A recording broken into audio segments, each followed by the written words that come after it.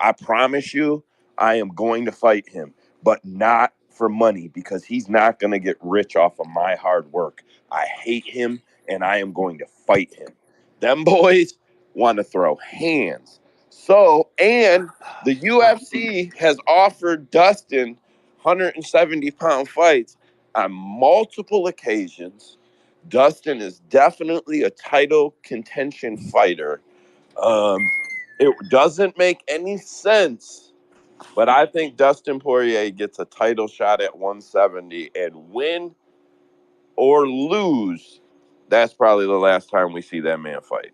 But here's the problem with that is that when you have Dustin Poirier at his age and he's going to jump line, look, you got Shavkat, you got, concerning saying, Bilal, and same thing, you got Ian Gary. Sure, you got top contender names, but like, if bro jumps, you gotta wait for another like year and a half for at least these other like three contenders to be at the top. I mean, for another weight fight, what are they gonna do? Give them like Shavkat fights Bilal. They don't worry about the rest, bro. They worry about the now. And if they can sell a big fight, they worry about now, and then they worry about the rest later.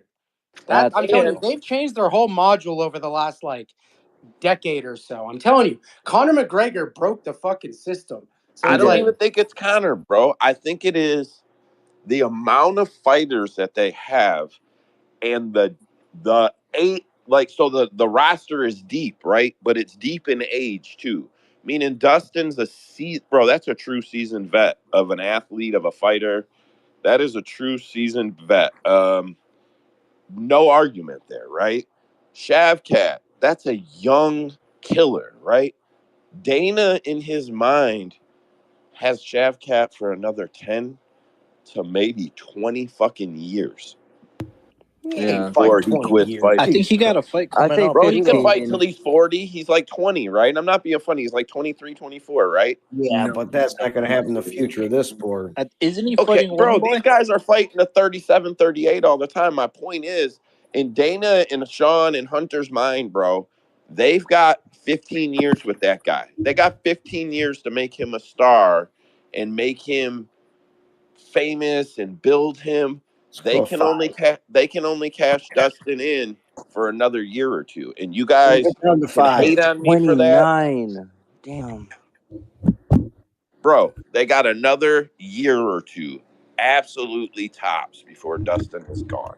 Like, be realistic.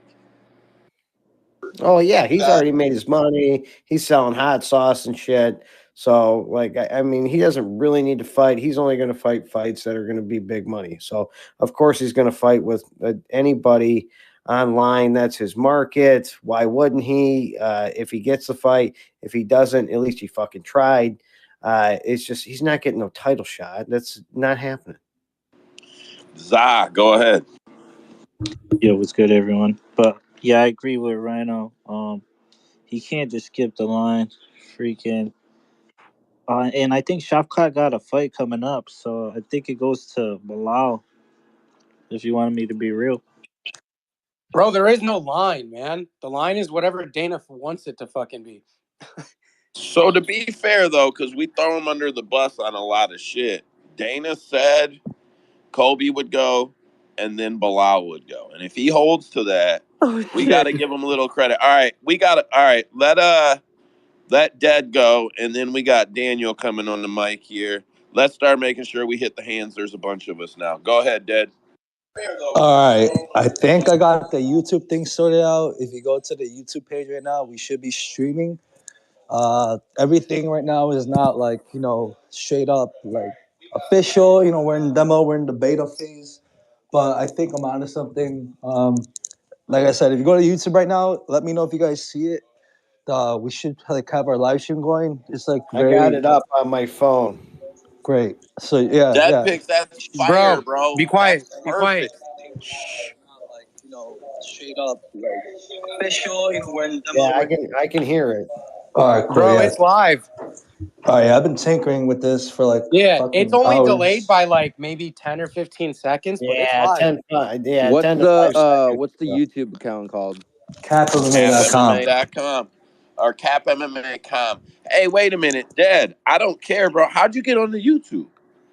You gave me editor options like a while back. This is when I was trying to do something for the channel, but I couldn't, never fucking deliver on that deal. But this time I was able to deliver on this. So thankfully, I still had editors. Beautiful job, Dad Picks. Beautiful This is fucking perfect, job. bro. I'm gonna figure out how to get you some Shout out images. Dad Picks, bro. You can teach us all how to do that, bro. You can tech any spaces you can make, bro. That's big ups. I'm really excited about that, Dad. That's a big deal, bro. That's badass. Hey man, just trying to do my part. But yeah, what do you call it? So this is the beta. So this is the test. So we'll see. I'll review it. I'll watch it back and I'll see how everything played out. That's cool. But Are yeah, you able to see if anybody joins and comments so that we can comment Yeah. back on that? I like comments. Yeah, I have live comments on there. I have it should tell us like who's viewing. It should be able to replay the live comments. So yeah, Well, we're then good I to go. think. Well, then the biggest thing we got to do is we got to share it into all of our other Instagram, Facebook accounts, groups, and shit like that. No, That we gotta We should start be will. the plugging. I spot got you, because boys. We got it. Yeah, Yeah, we well, need for if to. you got sure. access to the YouTube and you're showing it, you need to be the CapMMA.com. share. Subscribe. Get on this channel, guys. All right, hold on. Daniel, we'll sort this out in the team chat. Daniel's had his hand up for a minute. I don't want to stall him out. Daniel, go ahead, bro. Nice to have you on the mic. Hey, gents, how y'all doing? Not bad tonight. Good. You know, you brought up a good point about like there really isn't a line, so it's what Dana White says who's next. But here's my question: when was the last time the champion he made the choice? Like, I want this guy. I want him, and Dana White was like, okay. Ooh. When was the last time Colby that happened? Covington right now. Is it? I mean, but he's not champion though. But if it were champion, I Izzy mean, was doing No, that. I think. Hold on. Let's get back to the hands real quick. We're all talking. So, are you saying when was the last time the champion got to pick who Yes. they fought? Yes. So, Bisping picked Hendo. Who came I was, after that, guys? I I do went back. remember that. He did say that. I Yeah. was thinking that too. I was literally thinking that one too. Like, Oh, before. O'Malley picked Cheeto. Usman, go ahead. Fuck. Yeah, O'Malley picked Cheeto was probably the most recent one, but it would have to be Adesanya. Adesanya was uh like calling people out and saying who was gonna be next, and Dana was respecting it and giving it to him. I do remember. It's all coming back. Yes, I do remember Did he that. pick Romero? Yeah, Oh, he did. Oh shit. yeah, All Nice right, try to leave so veterans in here. School that shit. one more. Giga. All right, man. Don't kill me, boys. These are relevant to what people are saying on social media when I come up with these questions. Don't. I. It's relevant. So, Giga's injury is fake. Scratch it or bet it. Bet it. I bet it. I don't know. I'll That shit scratch looks it. so fake. Seems odd. Bro, I watched that video like 35 fucking times probably, bro. I can't. Man, it just I can't see it happen. I'm not saying it's fake, but I do think it's very weird that everybody's injuries are recorded nowadays. Usman, go ahead. I'll scratch it slowly because what does anybody win out of that? I mean, they were gonna give him old man Josh Emmett so that he could get an easy win, and now he's out. They've been wanting to push fucking Giga, so like, who gets what out of that? Good Maybe point, they bro. pressured Giga into taking the fight like they did not too long ago to Charles Oliveira. Hand fucker. D, go ahead. I don't use hands. Fuck off. I mean, to be honest, when you see the Giga fight, sure, Giga's hurt. Diego Lopez is stepping in, hopefully on short notice. Do I like the fight? Of course I do. Is it a good? Does it do anything for Diego Lopez? Yeah, I mean, it breaks him into top contention. I would have liked to see Giga and Diego Lopez. Now that's a great fight all around. One guy getting off like a couple of injuries, both rising contenders. But can you predict what'll happen? No, I can't. I mean, I like that fight more than the Emmett fight, to be honest with you. I mean, I'm not mad at you for that.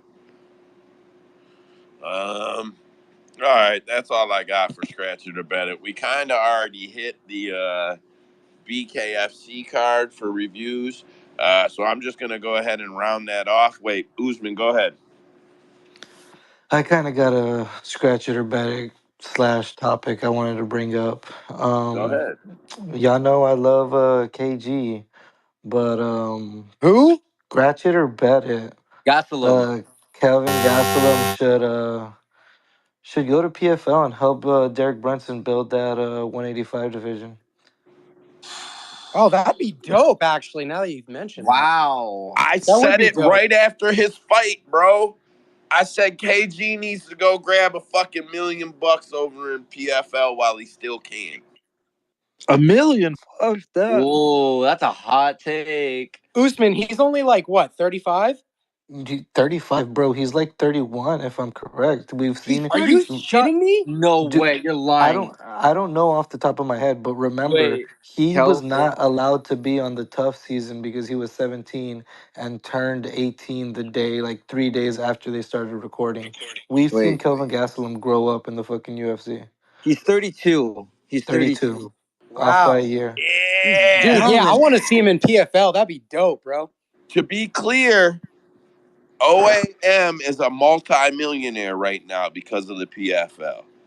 Ha. He could go over there, KG could go over there and grab a barrel. At least once, I gotta believe he could do it, bro. It'll be a decision, fucking. It'll be however many rounds it takes to get there if you fight all the rounds. That's how many it will take him. But I don't see how he would lose that over there right now. At 70, he looked really good. Like honestly, like considering he had an opponent who was like grapple heavy, he looked pretty darn good at 70. Like visually, bro, looked good. Well, that was going to be another thing I brought up. Did y'all happen to hear Sean Brady? I mean, he wasn't being a dick. He was just talking truthfully.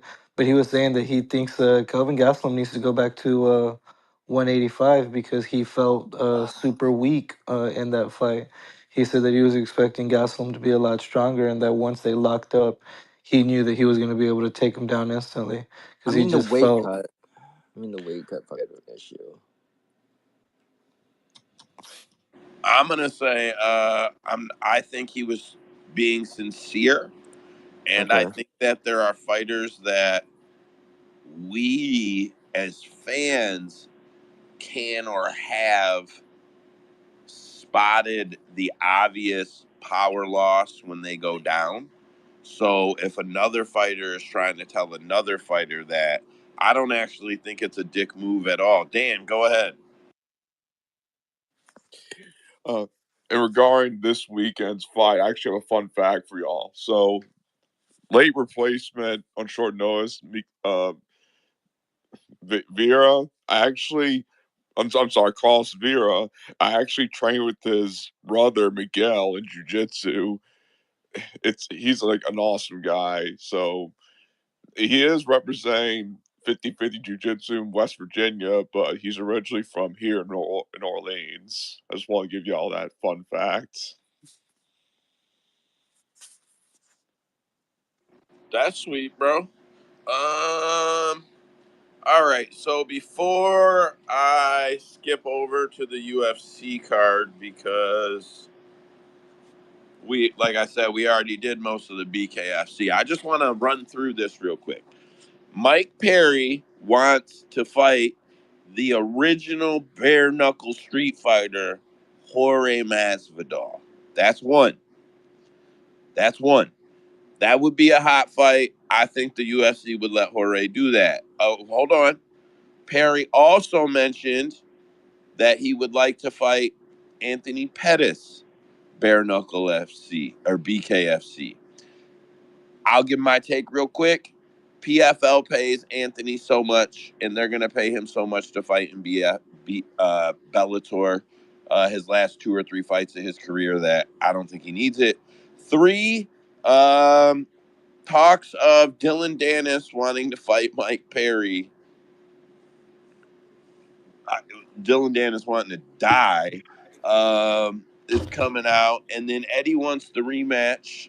Sean Strickland and Mike are also doing the skirt dance about wanting to fight each other too. So whatever that's worth, if anybody wants to comment on any of that, go ahead before we move on. I would All love to right. see him. He'd knock Jorge out, right? Of course, and I would also say that Jorge should never take that fight. Like, why? You're a businessman now. You're not a fighter. Quit trying to act like that. Let some new guys in a sport that has tons of guys that would love to get their name out get an opportunity to make a name for themselves.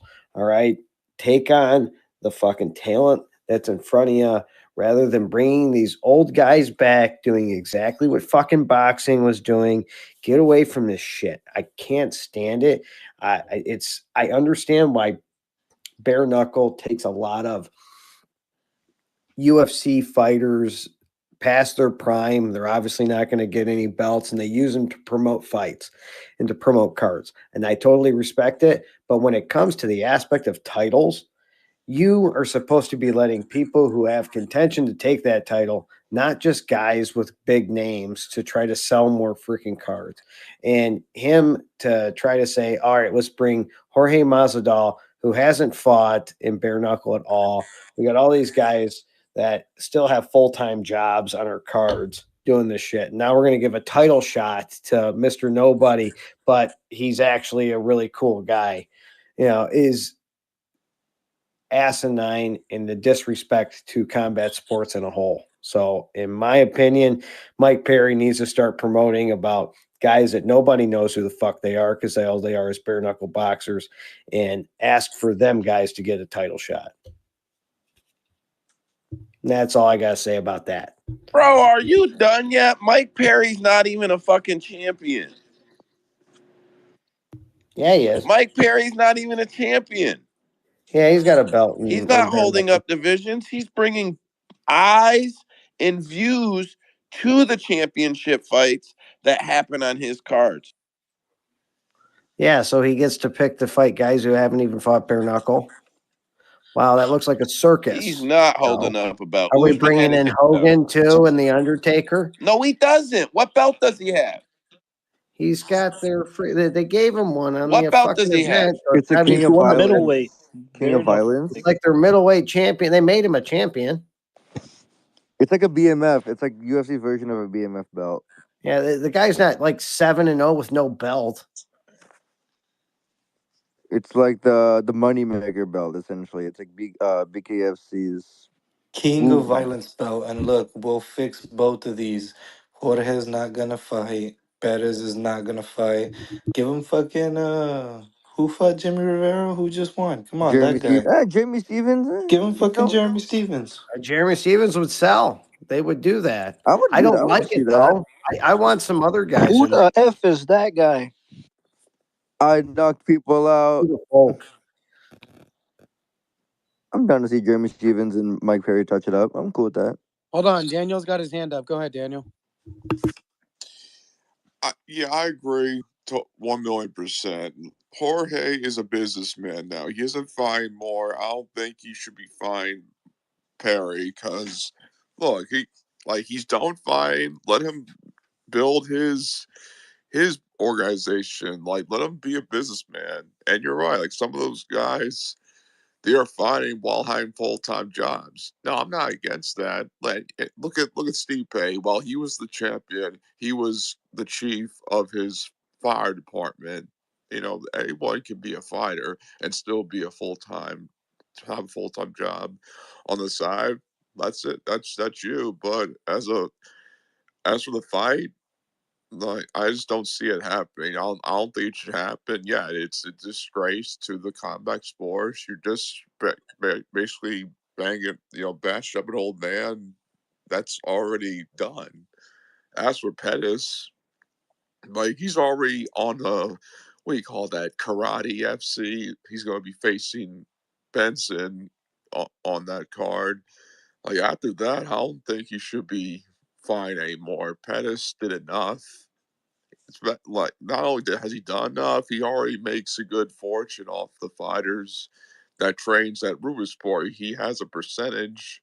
He takes the percentage of their fight purse and all that. He owns his own bar and he owns his own barbershop. This man's okay. He could good. I think he should just retire completely after this. That's just my opinion. He might still fight. I don't think he should. That's just my take on that. Very nice, very nice. We're getting Joe back in here. I'm not sure what happened. They're just coming after us, Michigan people, man. They kick us off this damn site all the time. You guys' internet just fucking. Hard to say. You guys are Hey, talking, you right? guys I'm not getting realize no. it happens to me the same time every Tuesday night, though, right? Like it's the weirdest library, fucking I thing, thought we're bro. home. It's the weirdest fucking thing. I've called. For Sunday, I lost power. I No, lost power bro. right in the middle of Between the show. 10:37 and 10:47 every Tuesday, I lose my fucking internet for a second. It's the stupidest fucking thing in history, bro. That's Andrew hosts the space on Tuesdays because we would all be rejoining right now. Like, fuck. That's true. That is fact. That is fact. All right. So we fucking dragging feet there. I mean, it doesn't really matter. We got about 2 hours to get the thing done. So we got time. But let's move on from BKFC. And man, UFC on ESPN 52, Beneil Dariush versus Armin Tsarukyan was a fucking banger of the card. Armin, Turner, Brady, Stolfest, Misha Tate, Cody Brundage, Dakar Close, and Jared Gooden all got performance of the night's bonuses. Fight of the night went to Blotto and Poteria, however that's said. Hell of a card, man. Hey, Joe, I wanted to touch on your bonuses really quick. So, obviously, we're all excited, right? Like, none of us in here really like talking about the fighter pay bullshit. But it was nice that everyone got bonuses. Most people would be like, oh, that's really cool. That's awesome of them. What a good event. I'm glad they all got paid, right? And then, of course, the minute he announces those, the fucking first media guy's like, oh, it looks like you were really generous this time around, huh? You thinking about doing that more often? And it's like, see, this is why he doesn't fucking do it. Because you say stupid, snidey little comments like that. It makes him not want to fucking do it. Bro, Mike Perry's getting a milli for a fake title. The old saying, you ask a stupid question, you get a stupid answer. That's how I see it. Yeah, they're constantly trying to bait him. I'll skip to a topic real quick.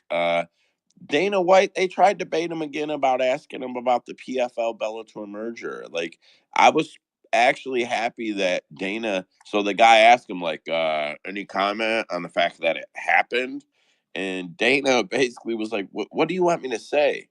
It was fucking dumb. A company that doesn't sell tickets." Another company that doesn't sell tickets. What do you want me to say? And he's like, well, what do you think? And he's like, well, what do you think of their sales? Dana kicks it back to him. And the guy just folds, bro. But they're constantly trying to bait him into being like their Donald Trump for the MMA media. And it drives me fucking crazy. Like, you don't have to like the guy. I don't give a shit. You can like the guy. I don't give a shit. But, bro, like, stop asking them dumb fucking questions so you can get headlines because they do that shit a lot. I went off on that one a little bit, but I was just trying to back your point anyway. There, fucking Andrew. No, I agree with you wholeheartedly, man. I mean, and I get it. Like, they have a job to do and they want to get paid, but it's like, what do you expect when you say stupid shit? Yeah, and now he's the asshole, right? Because he's making fun of the reporters, and then they're all fucking mad and feelings hurt when he's like, "What is the media? What the hell are they?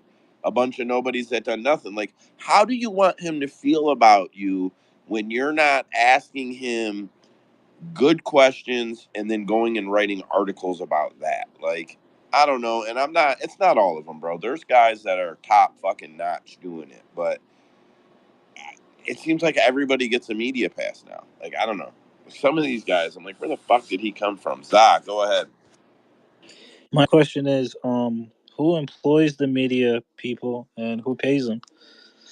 SB Nation employs them all and pays them all, except for MMA Junkie, who is employed by USA Today. And, what's the other one? Oh, Bloody Elbow is independent. But almost all of the other major outlets are owned by SB Nation. What's SB Nation, real quick? Shit, sorry, there was a double. You said, what's SB Nation, real quick? So SB Nation started as a blog website for sports, and they grew it to a point that blogs became whole websites. MMAfighting.com is what is a blog of SB Nation. MMA Mania, MMA. I can't remember, bro. There's a bunch of them that they own, right? They own Yeah, probably. wasn't Rick explaining that when he was in with us? Yeah, I was asking him about it because Yeah, he I knew know. like the whole fucking tree because that's where you were asking him. Yeah, because I was trying to figure it out, but man, that smells really good. Sorry, just opened a fresh bag, boys. Hey, they got a spot around here called Zah Buds. That's the name of the dispensary, Zah. My bad. Any fucking way. What was I saying? I Good need week. money. They owe me money. Yeah, they do. Any fucking way. I got distracted and it killed my train of thought. So it is what it is, man.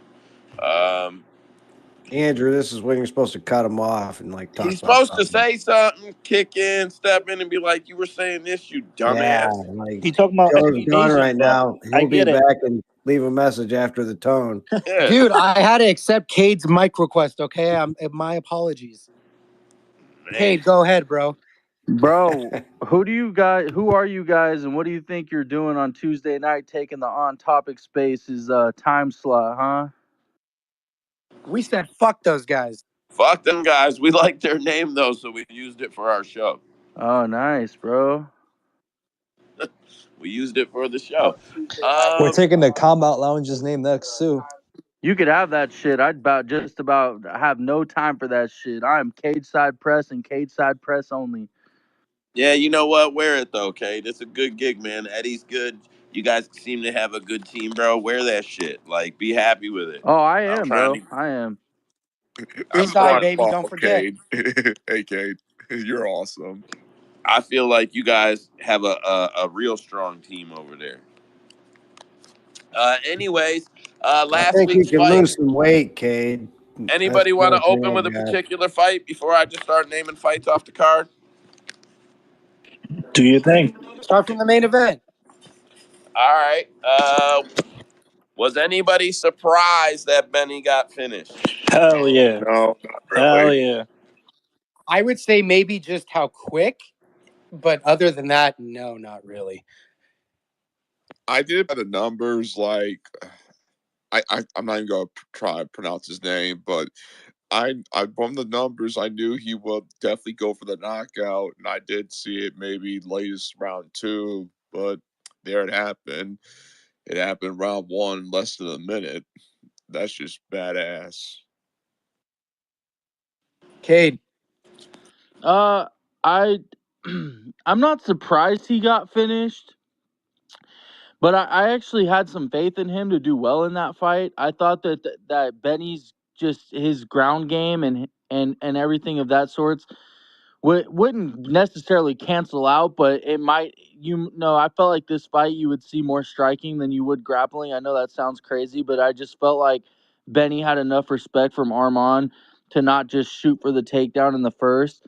And I thought Benny, for the fucking first 45 seconds of the fight, I mean, he looked like he was moving really well. Definitely better than the Charles Oliveira fight. He was landing some nice kicks. He looked faster, actually, in my opinion, than what he did in the Charles fight. And then they got caught in the clinch, and it didn't even look like he got hit with that knee. It just looked like it was a reaction out of Benny, and then he just got caught with a right hand. I don't know if he did get hit with that knee. I never went back and looked at it, but from the initial replay, it didn't seem like the knee really hit him cleanly. Did anyone go It back and wasn't look the at that? knee. It was the right hook, or not Okay, the right so it hook. was the right hook off the break. Yeah, he threw a 100%. quick right So after it was it, just and Benny's reaction. He bit on the reaction of trying to avoid the knee and just got caught with the right hand.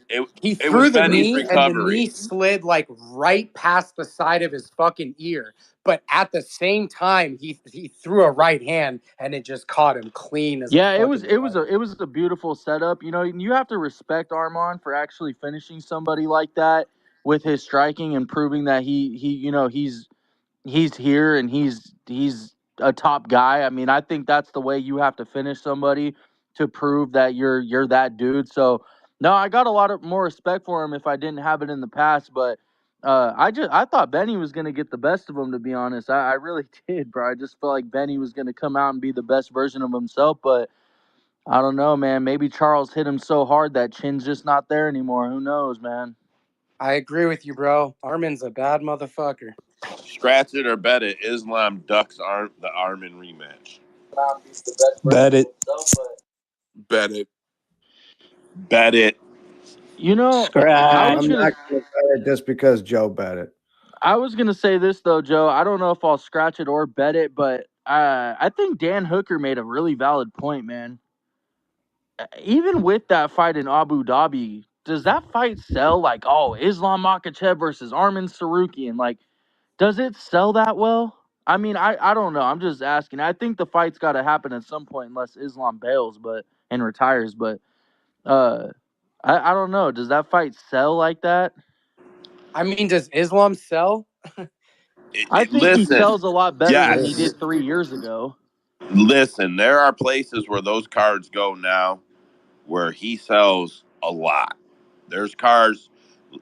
The UFC isn't advertising it, but I can promise you, um, essentially, bro, they're getting millions of dollars to have those fights over there. They're getting millions of dollars to bring those guys over there. They're getting, whether it comes through incentive, through this or that, or however the hell that it's coming from those governments want those guys over there because the people over there want to see them fight. Dan, go ahead.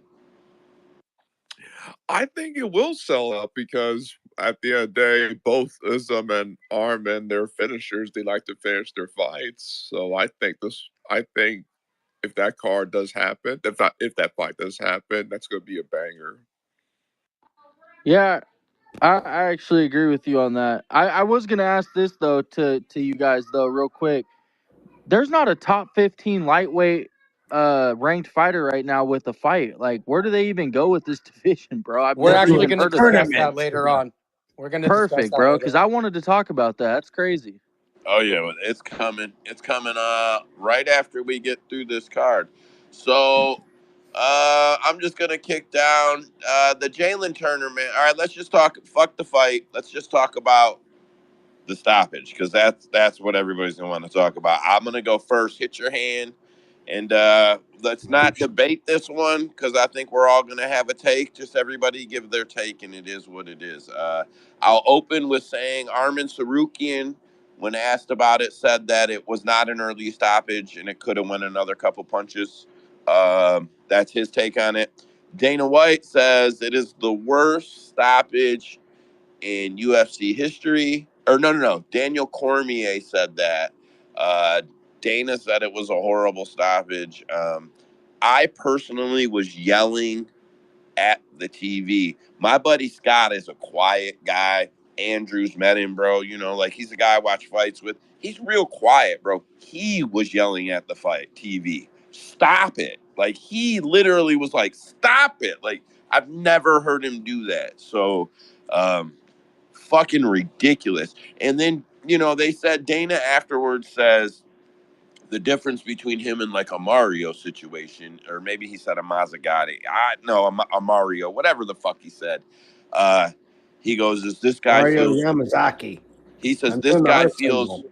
really bad, but who gives a fuck, bro? That went on beyond feel bad. That went on like someone gave you a few dollars to make sure it happened. And I'm not really saying that. I'm just like, it was fucking absurd. Andrew, and then pass it off to whoever. Yeah, I mean, I think we're all basically relatively going to be saying the same thing. Obviously, it was terrible, and if you watch it, I want to say it could have been stopped a good 12 or 13 seconds before it actually did. Um, Personally, the shot that dropped him on the ground was where I would have stopped it, because you could clearly tell when he was falling to the ground. I know a lot of people don't like Big John McCarthy, but he knows what he's talking about and he knows his shit. When someone falls to the ground and they use nothing to break their fall, they are unconscious. That body is unconscious. Dude, he hit the ground and nothing fucking tried to stop the fall. He was out. If you want to say, okay, maybe take a couple more shots just to be sure, fine. Dude, I think he woke back into consciousness, and that's why the ref probably thought he wasn't out, because he was then moving at that point. But it's like the damage was done. With what Armin said, obviously he's just fucking trolling because he doesn't like the guy. If it were anybody else, he would have said, the politically correct thing to say. I just think he's trolling and trying to become a villain. Well, don't you think it's also respect for Bobby Green? I mean, the Well, and guys, that's the thing the is, like, referee didn't give him so that. these guys get paid to do a job. And when you're doing it at the highest level, it's okay to make mistakes because you're human. But this wasn't a mistake. This was like neglect. This was just That's like, also first maybe you round. don't belong here because I don't think you understand your job. So that's Well, You my I you didn't two know say that could he cents. make made a you know could mistake. sell a lot of Oh, tickets to bring into the arena and stop messing with the economy the way it is today.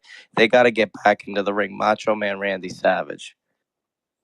all right. We got a bunch of hands up, boys. Who was up first? I think it was Cade, and then go to Usman, and then no. It was Dan. Dan, then Cade. Dan, go ahead. Yes, I mean, who's your friend? Mario Yamasaki? I can compare that stoppage to Valentina versus, I can't say her name, but she's known as Zombie Girl. Cash Shweda. Yeah, is that her name? Thank you. So yeah, as we remember, she just kept punching her, and Valentina herself was like, "Okay, you should have stopped it by now." And then, like, you know what? Fine. Like, I'm just gonna submit her. You're not gonna stop the fight. I'm just gonna rear naked choke her, and that's what she did. And even Dana said, and I quote, "Why didn't you save her?" Yeah, bro. Sometimes refs just it's too much, man. Or they let it Exactly. go too far. That's Uh, definitely neglect. Because even what's his name, the UFC cartoonist Mohad, he made the video, the cartoon, like he made the ref like act like he was smoking hookah during the fight in the cage. I didn't see that. Cade, go ahead. Yeah, I think you guys honestly covered everything, bro. So I don't really have much to say, but I'll just say I think I put on my Twitter after that fight. You know, if you don't know your job correctly, especially when it comes to people's lives at stake, you probably shouldn't be doing this job.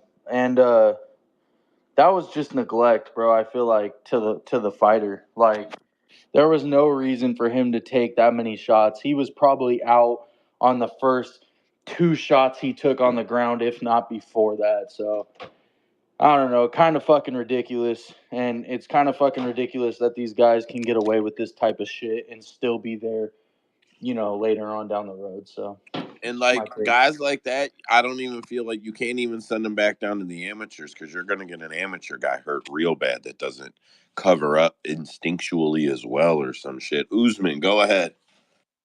Yeah, man, my dad had said that he was watching the fight at a restaurant and he fucking got up and yelled, "Stop the fight!"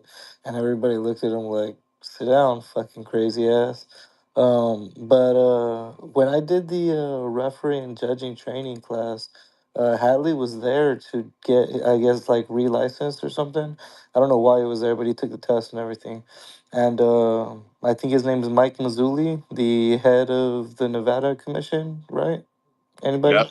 Yep. Yep. So he came in and he had he had let everybody know like we don't talk to media, like that's the fastest way to not get work is going out there and talk to media. And then Hatley got up and he gave an example about like one time when he did talk to a fighter's family, and they tried throwing it in his face about a reason of when he fucked up or some shit like that, and he was just really trying to reinforce why you don't fucking try and talk to the media or talk to anybody about the decisions you make in the cage, and I mean the fucking dude is taking a shitload of work, especially in jobs here in fucking Texas.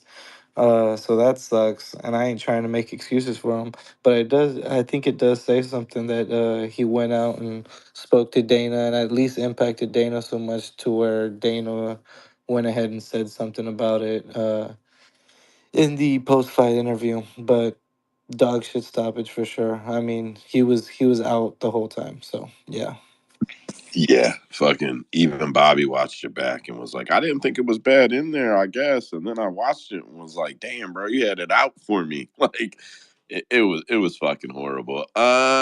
It's just All right. the shitty thing is like something like that could cause really long, like bad long-term health. Like you don't know what those extra punches could have done. You know what I mean? Like thankfully the dude's not a fucking vegetable or anything. You know what I mean? Yeah, I mean Yeah, that could be the fighting's difference. kind of dangerous, Andrew. It That could be, is. but you're talking Holy the shit. listen, you're Thank talking you the for catching on. possibility of multiple concussions from those last few shots, bro. Like he wasn't covered up. Like whatever. We're not going to debate it all Well, and night. then next week we're gonna bitch about a fucking early stoppage.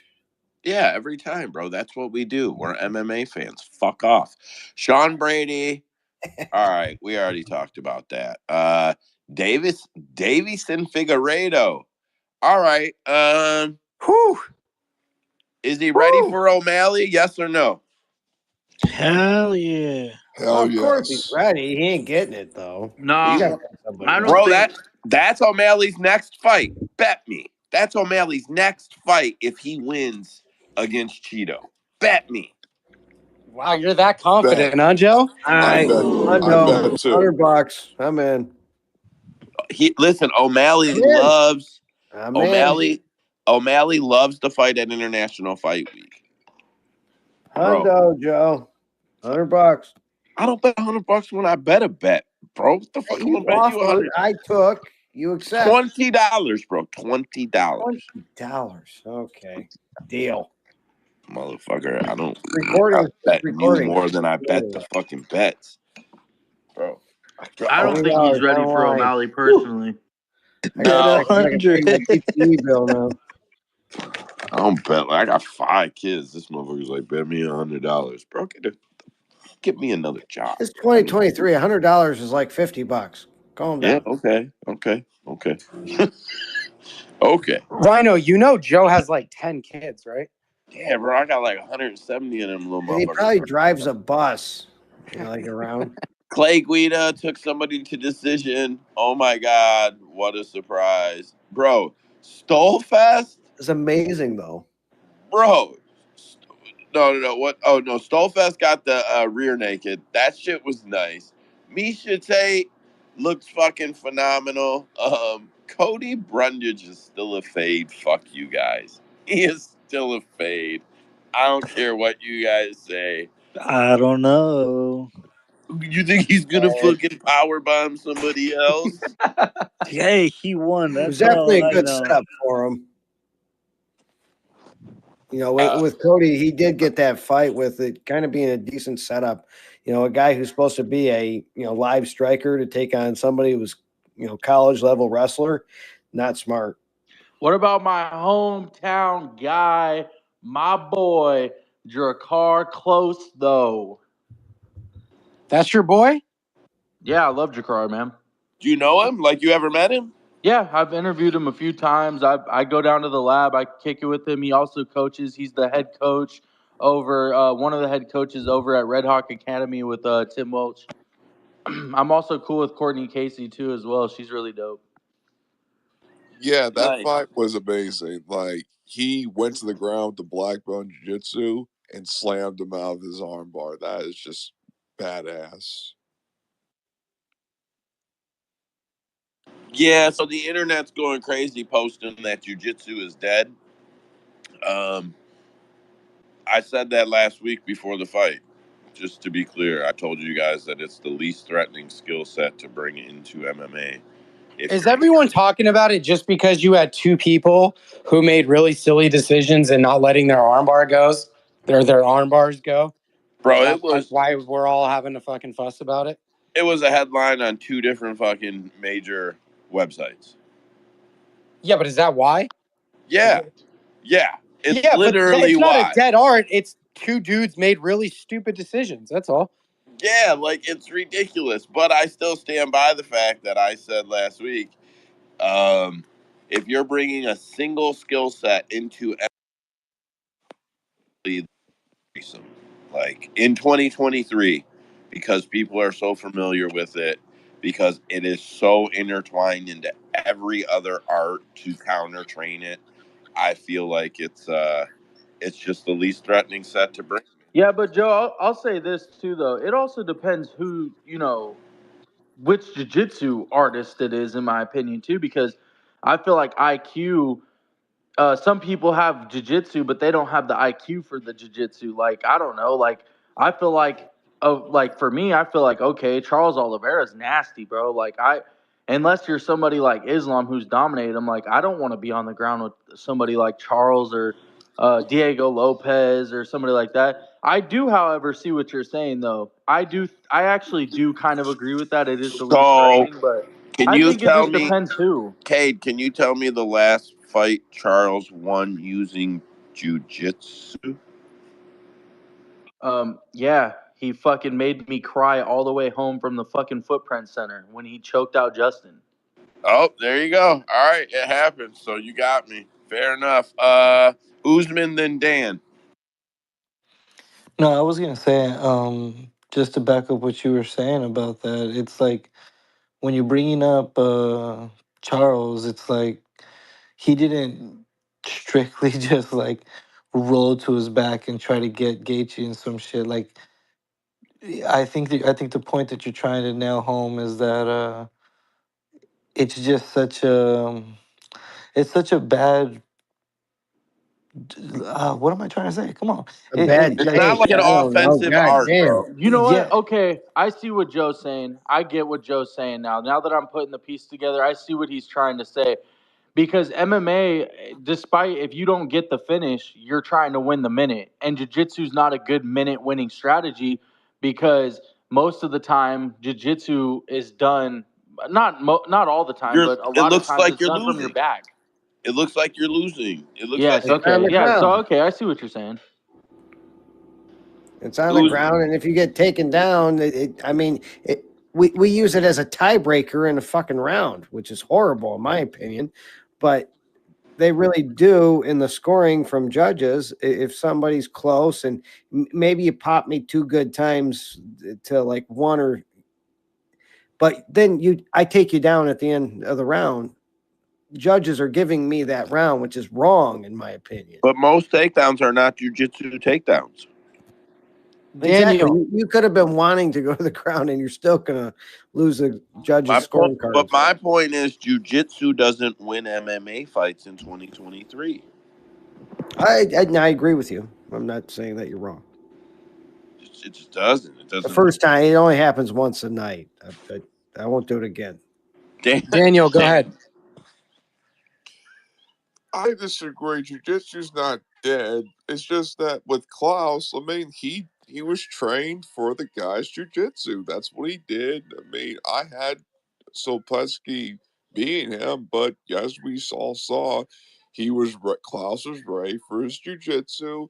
He angled his slam perfectly aligned, and that's why he got the win. As for jiu-jitsu as a whole, I mean, yes, this is MMA. Like, even me, I train both stand up and jujitsu. My foundation is wrestling and jujitsu, but still, like, I practice all aspects because I don't want to win just one way. I want to be sure that I can win both ways, not just one. Like, But it is fair to say that your jujitsu is lethal because of your wrestling. Yes. That's my point. That's my point.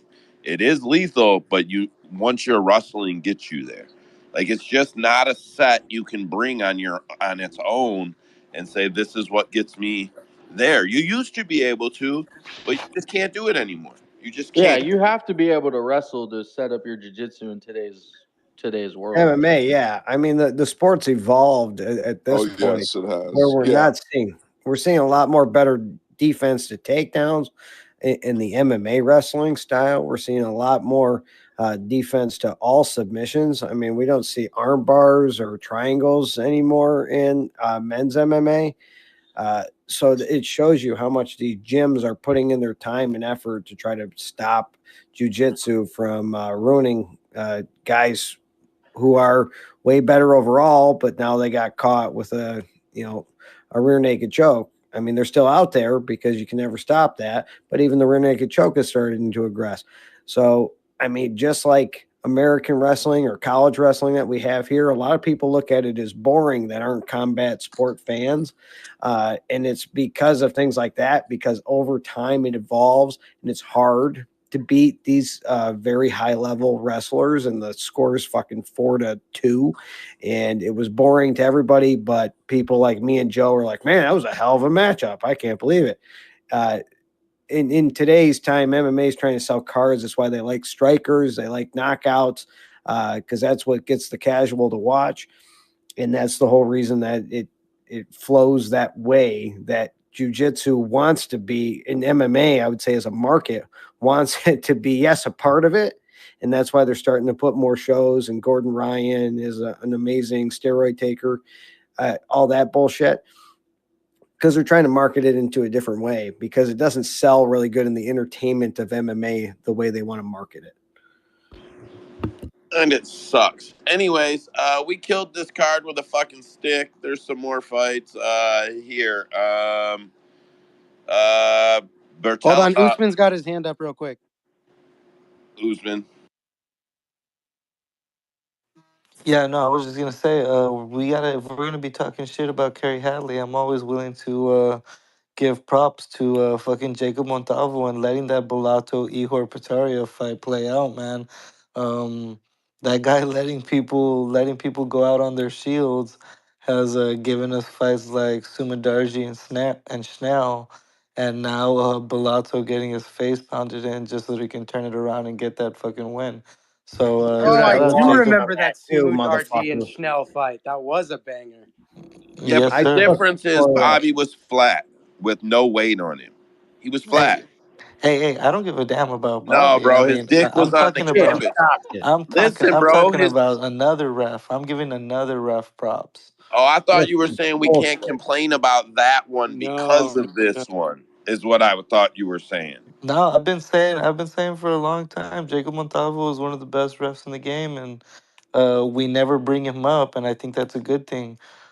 He's never brought up because we hardly have shit to talk about him about. Well, I'll tell you this, Usman. The next fighter that Bellato fights, I bet against him with like the $100 that I just made off of. Oh well, the $20 I made off of Joe, because that guy sucks. All Absolutely blows. He I would made like to Ihor comment. Pretoria look really good. I feel like Big John should put that in the training now that I've said it out loud. That if their dick is on the canvas and they're getting hit, they're probably done. He should put that in the criteria. We're gonna move It could on. have been stopped. Could have been stopped. Should have been stopped. I think you mispronounced that. All right. After that, Jared Gooden got the rear naked choke in the second, and Hardy fucking man, she looked like a world beater. Anyway, we're gonna cash that shit out. Andrew, you got fight announcements? Yeah, I got some fight announcements. My Let's do first those. my first fight announcement is going to be like a denouncement though, because it was announced that for this card this Saturday, Daniel Marcos was going to be taking on Carlos Vera, but now it's canceled as of today. So we're going to go ahead and that one's gone. Alan Nascimento is now out against Sumu Darji. So stepping in is going to be everyone's favorite, my favorite, Tim Elliott. That'll be a fun one. And then he's a favorite opening odds too. Oh, I haven't looked at the line yet. Yeah, he's a solid opening odds. I think I got 155 Tim Elliott plus 135 for Sue. Okay. Damn, that's kind of disrespectful for the short notice shit. And didn't Tim just get I feel like, if I remember correctly, though, Sumu Darji doesn't have like the best takedown defense, so I feel like it's just a grappling affair, right? Yeah, I Schnell feel like took these short advantage of that. notices keep on winning. So we have one more fight announced for this weekend. It's going to be Steve Garcia and Melky Zael Costa. I think they were supposed to fight previously last week, if not the week before. But Steve Garcia he pulled out like the day before the fight, I think. So it got pushed to this week. I heard two. I heard sickness and I heard weight cut problems. I honestly don't know. I didn't really pay attention to anything of it. I don't know if the one podcast that said weight cut problems was telling the truth, because I did hear two others stating that it was a sickness or an illness. Got you. Yeah. At least the fight gets played, or the fight gets done this weekend, so that's cool. Tom Nolan is going to be making his UFC debut against Nicholas Mota, UFC Vegas 84. That'll be January 13th. February 3rd, UFC Vegas 85. We have a couple fight announcements. Markel Medeiros is taking on Landon Quinones. Melsik Bogdasarian is taking on William Gomis. And then Usman is going to be really pumped up for this one. We have Gilbert Urbina taking on Charles Radke. Say that second fight again. Is that bad? The second one was Melsik Bogdasarian versus William Gomis. Bro, that's a banger of a fight. Yeah. And then the last one was going to be Gilbert Urbina versus Charles Radke. Urbina is a tough alum. So we like slam fucking Urbina, right? Because Radke looked like absolute dog shit in that Dana White Contender Series fight. How did he even get a fucking deal? I don't fucking know. I wish we knew the record of. We got to figure out what is the win-loss for Dana White Contender Series fighters versus tough alumni. We got to figure that out. That'd be a fun one. Definitely need to figure that out. I'm all in on that. Let's do that. We have a couple fight announcements for UFC Vegas 86. That'll be the very next week, February 10th. So Haider Amil is taking on Shailin Nerdenbekov. We also have Jeremiah Wells taking on Max Griffin. I actually think that'll be a banger. Yeah, and I like Max. I've met Max, and I like the dude. So hopefully he gets that shit. Yeah, me too. Sure. He's a nice guy. For sure.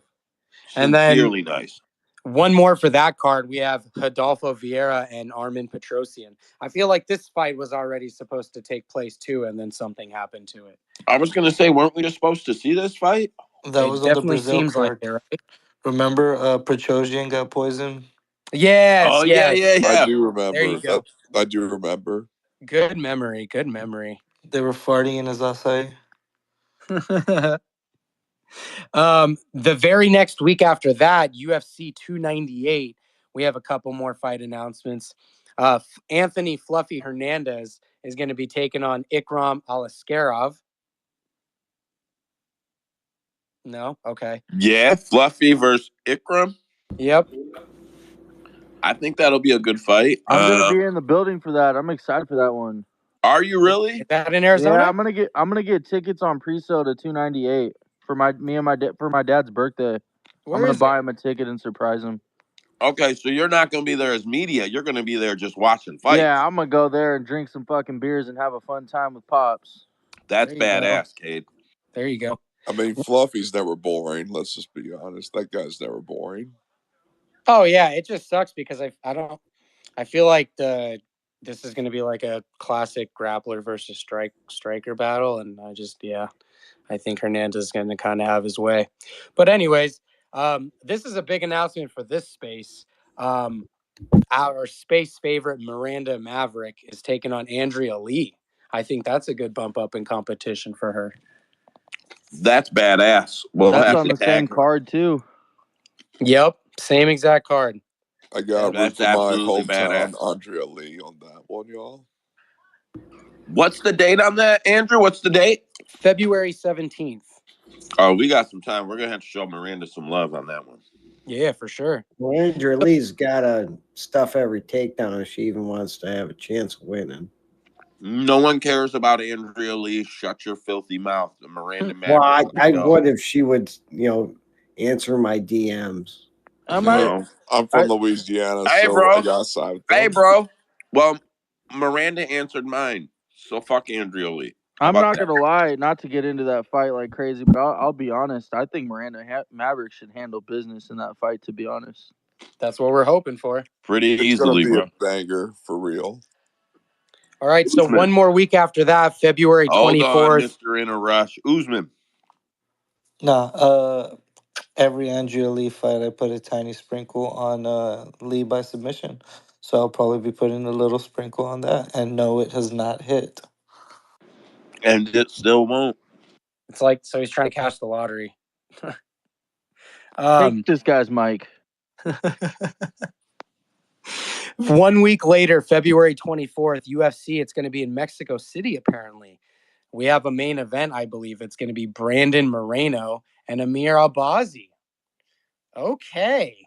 Hello. Wait, I think Andrew, not to that's cut you off, 5 round but co-main event, no? I heard that that the main event, and I could be totally wrong. And this is nothing. I just thought I saw online. I thought the main event was going to be Ortega and Rodriguez. Oh, maybe it is. I haven't seen that, but you could be very well be right. Oh, okay. I don't know if they officially announced it, so I thought I saw that.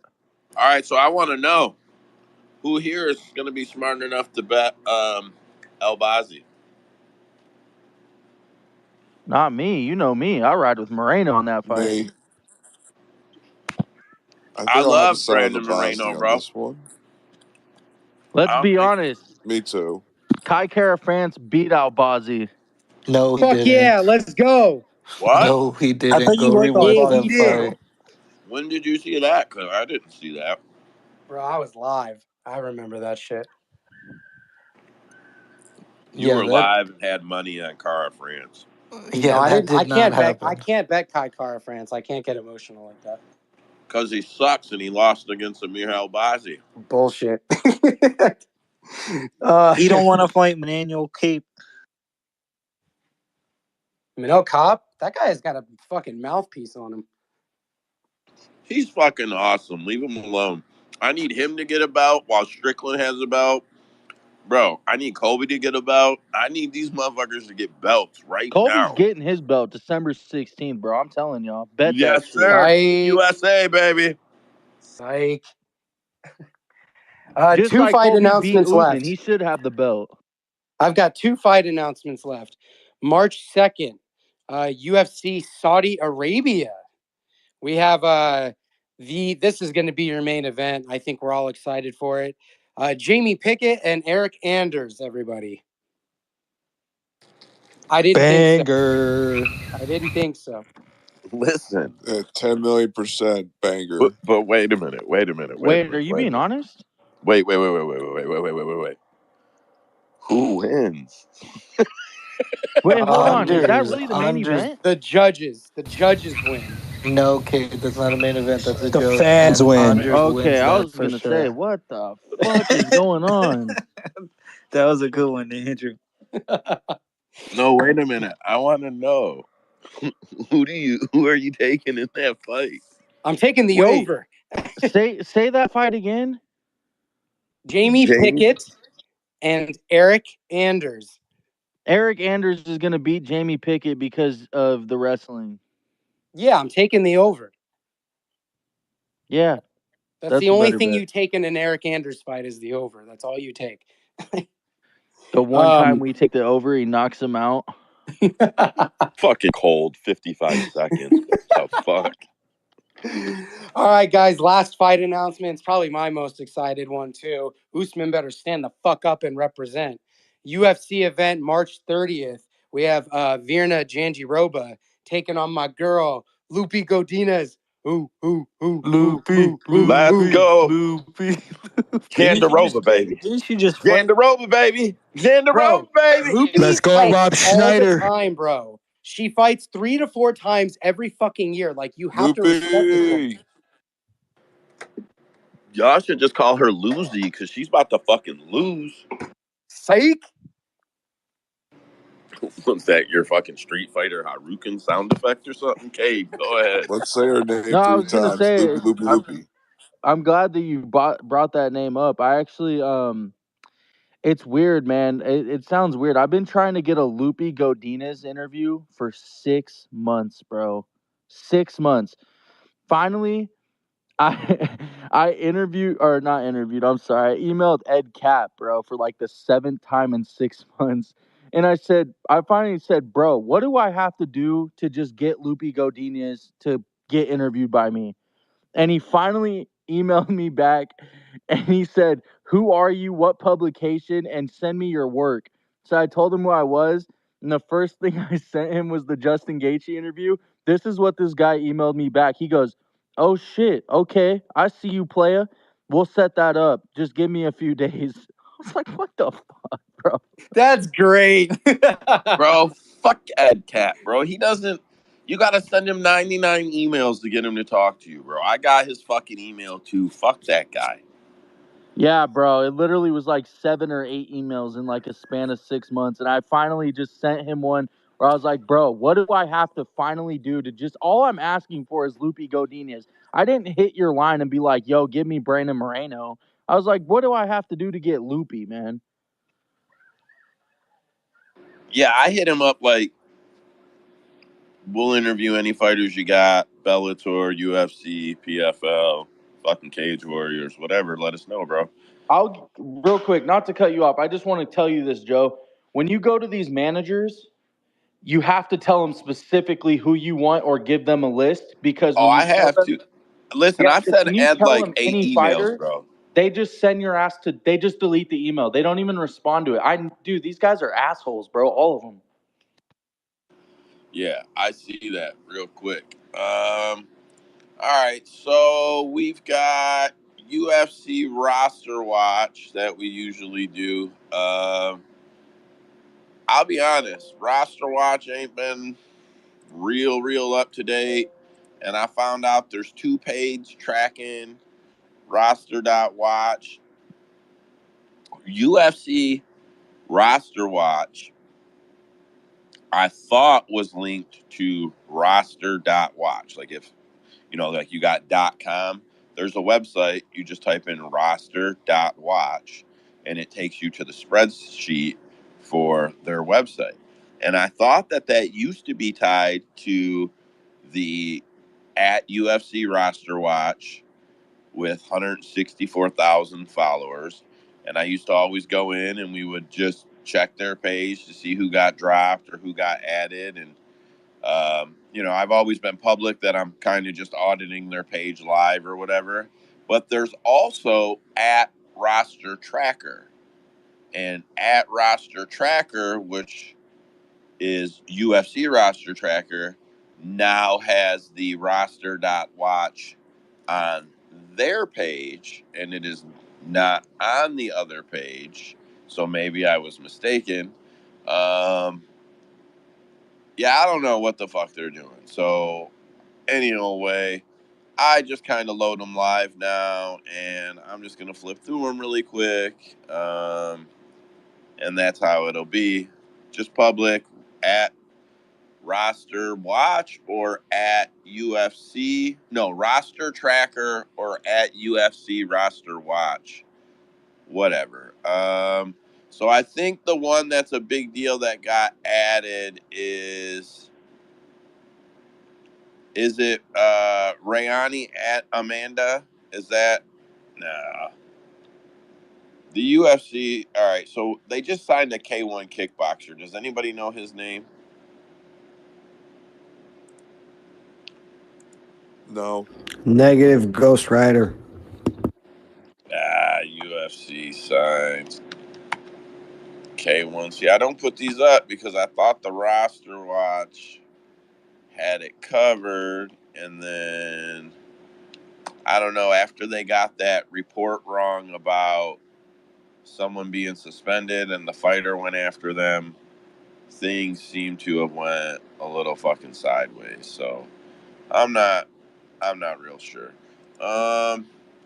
Anyway, so it looks like the only fighters that are listed as average are people that are on upcoming cards that we have already discussed. So I'm going to skip the roster watch tonight. I'm going to close out these cards.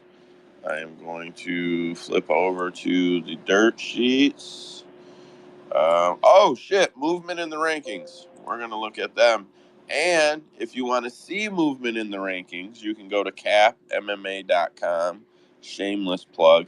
That is our website. It is a live odds board for MMA. We're tied to 60 plus sports books. We usually have 30 or 40 of them displaying. Right now, we have over-unders and money lines. It's a big project, so we'll get to more props soon. But we have live UFC rankings, live PFL rankings, live Bellator and One rankings. We have live UFC leaderboards. We have headlines from all the big outlets live, and it's all live right on the odds board. You don't have to go anywhere. Cade writes for Cage Side Press over there. He's a good friend of ours here. You click headlines. There's a brick there that shows you all of the Cage Side Press stuff, along with them other pricks that I'm not going to plug during our plug. Cage Side Press can get it, though. We like all them guys. There's a couple of bet calculators up there, and if you haven't betted to the site, go to the site, turn parlay on, click compare, check that box, and you can compare odds side by side. It's a pretty fresh site. Guys are starting to copy it. Guys with major sites are already starting to copy our average odds and a couple other small features that we've pulled in. So check it out. Anyways, movement in the UFC rankings. So Davison is now number 8 at bantamweight, and everybody else dropped one. I'm not gonna name them all, but everybody. So Ricky Simone still went up one. Usman or Umar Nurmagomedov went down 2, but that just makes sense because Davison is now in those rankings, obviously. So Armin Tsarukyan went up to number 4. It pushed Gamrot up 1 to number 6. Beneil down to 7. Faziev went down 1. Jalen Turner went up to 10. So Turner, there's plenty of matchups there for Jalen Turner because he's only at 10. Who does Tsarukyan fight? You got above him, you have Islam, Charles, Justin, Dustin. Then if he fights backwards because he just got to fight forward, and that's a hot thing that happens a lot. If the UFC gives you a forward fight, you take a backwards fight after that. Hey, Andrew, it's not letting me approve Cade. I don't know if you can see. Oh, he's already on there. I don't know. I don't know who he should fight next. Any hands on that one? For who? Go ahead, Za. Just give him the person that's holding the division, Dustin Poirier. I don't think no way Dustin would fucking take an Armin fight. It's just no sense in it for him at all. Andrew, are you able to approve? Oh, I can get him now. Okay, there we go. I already did approve him. I think he was having a problem again. Let's see if he's there.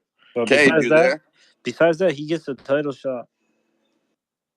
I agree. He should be in line for Islam, but Charles is supposed to fight Islam. Then Justin should fight Islam. Then Dustin's not gonna fight Armin. Connor's not gonna fight Chandler though, but Chandler's not gonna fight Armin either. Like Armin is in Chandler's a not fighting anybody. no, Except he's Conor. not. No, he's not. Usman. Look, man, he has to fucking fight Fiziev or Hooker when they come back, or he's got to fight Benoit Saint Denis because this was the exact fucking reason why I hated the idea of Volkanovski Islam too. Because, yeah, Charles deserves a rematch. Justin deserves his shot. Gamrot technically deserves a shot. Or if he gets another win, definitely deserves a shot. I don't know how the fuck Armin Sarukian jumped Gamrot when fucking Gamrot has a win over him. Like, or he fights fucking Jalen Turner. Like, none of this shit fucking makes sense. And I know the rankings never fucking make sense, but. So Gamrot didn't actually beat him, but I know what you're trying to say. No, But Gamrot beat him, and everybody will soon respect that Gamrot is the GOAT. oh god, here we go with this shit. It's true. Tell me where I lied. I'm not even no. Exactly, This is because the you law can't. all over again. Bro, 6 takedowns to 1.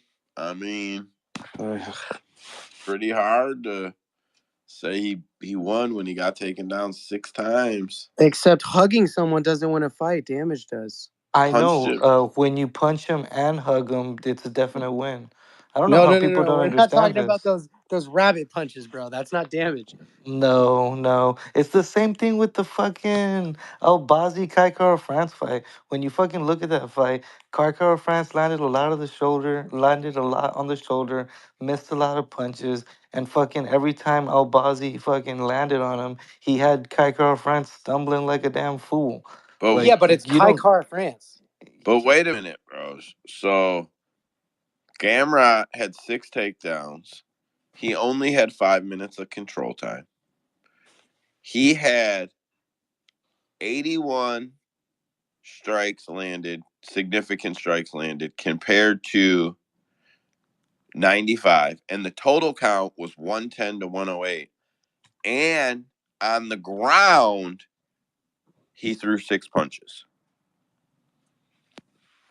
Bro, you can read the stats all you want. Watch the fight.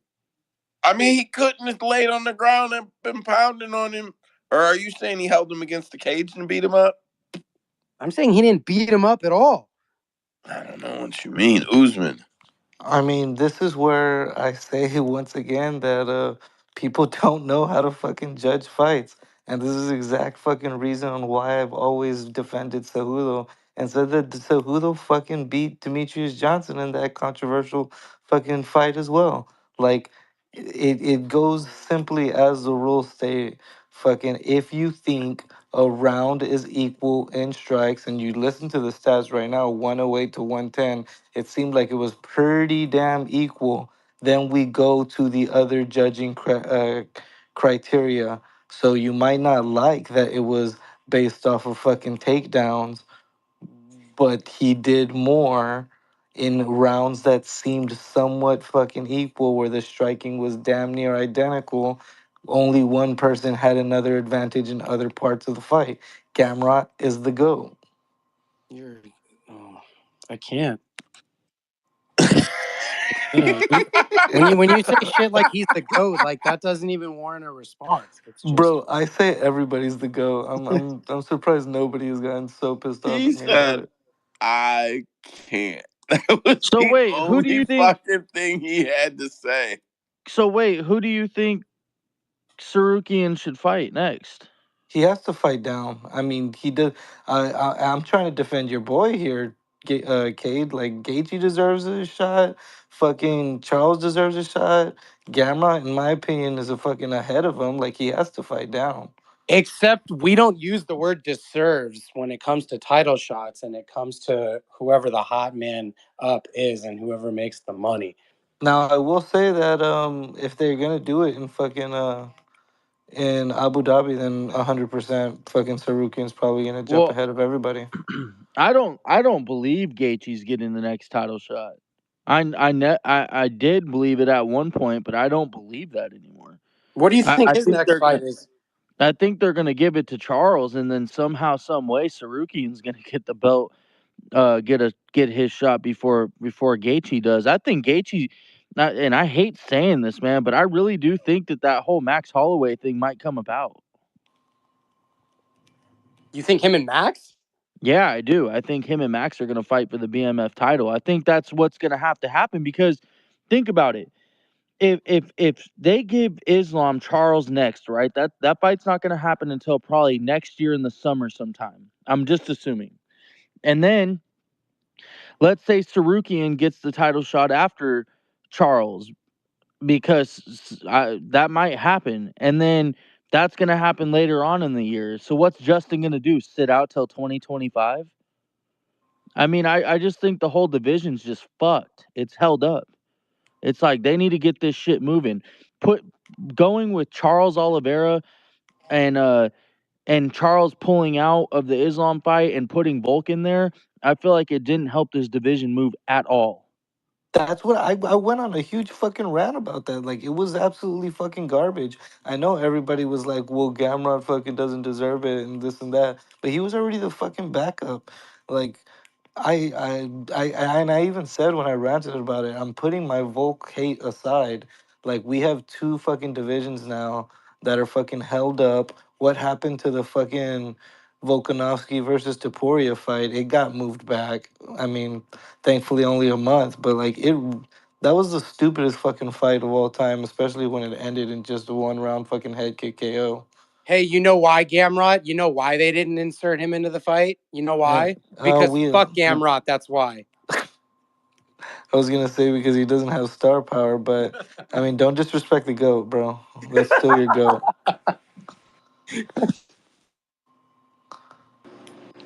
So you know what would fix all that problem that you're bitching about there? Not What's giving Volkanovski championship fights. 135, 145, 155, 165, 175. Fix that whole fucking Except problem you that's bitching never about. happening. It should. When Dana realizes he could sell 4 pay-per-views per quarter if he just had another weight class, that shit's going down, bro. That shit is going down. Usman. I don't know why my hands up. I don't have anything to say about that. I didn't put it up. so Sorry. Joe, let me ask you this. Who do you think's getting the next title shot at 55? And actually, let's go a little bit further. Who do you think deserves the next two title shots at 155 who shouldn't have to fight again? Who do you think deserves it and should get it based on not only deserves, because Andrew is correct, deserves You don't doesn't have to always do go all well. that. It's Justin and Charles, bro. In either order. In either order. If Justin went first, he deserves it. If Charles goes first, he deserves it. Either So one let of me them. ask you, because this is relevant because you guys are talking about him. Charles is posting some shit about potentially fighting Connor at 300. I don't know if there's any validity to it or not, but So that's on the docket. So, and I don't mind skipping around. I've been trying to. I like doing it that way. well, it seems like we're kind of just talking about the lightweight division. So Yeah. So I just wanted to go cross it off. I was buying myself time there. Sorry. I think that is the livest 300 fight that there is pertaining to, no, not pertaining to. I think the biggest fight they could line up that is not a title fight for 300 right now is Charles versus Connor. Come That on, fight, Joe. You don't want to see GSP and Nick Diaz? it's not happening.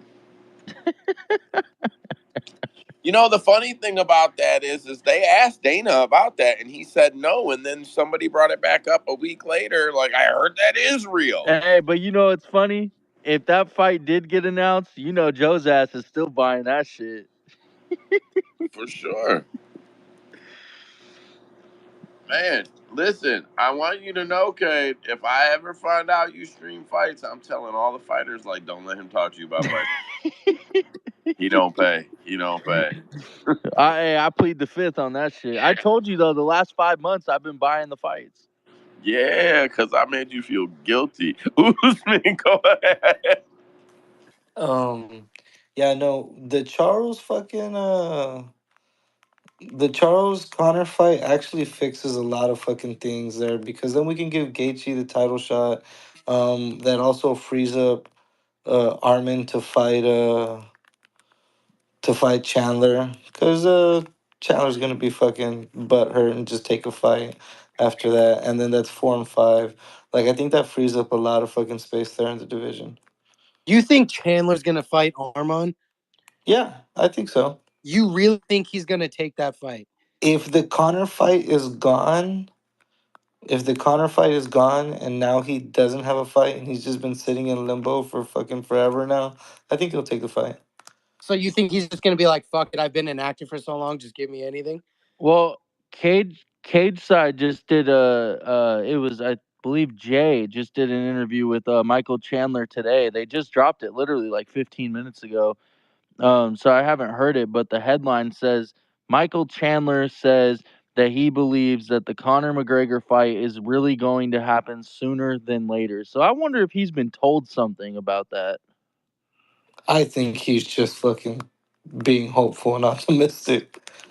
I think he feels like if he keeps willing it, that Dana will feel bad enough to give it to him. But I don't think it's so. I think so. I'll be honest. You guys can hate on Tough all you want. Fuck all you. I put my middle finger up to the phone, but you can't see it.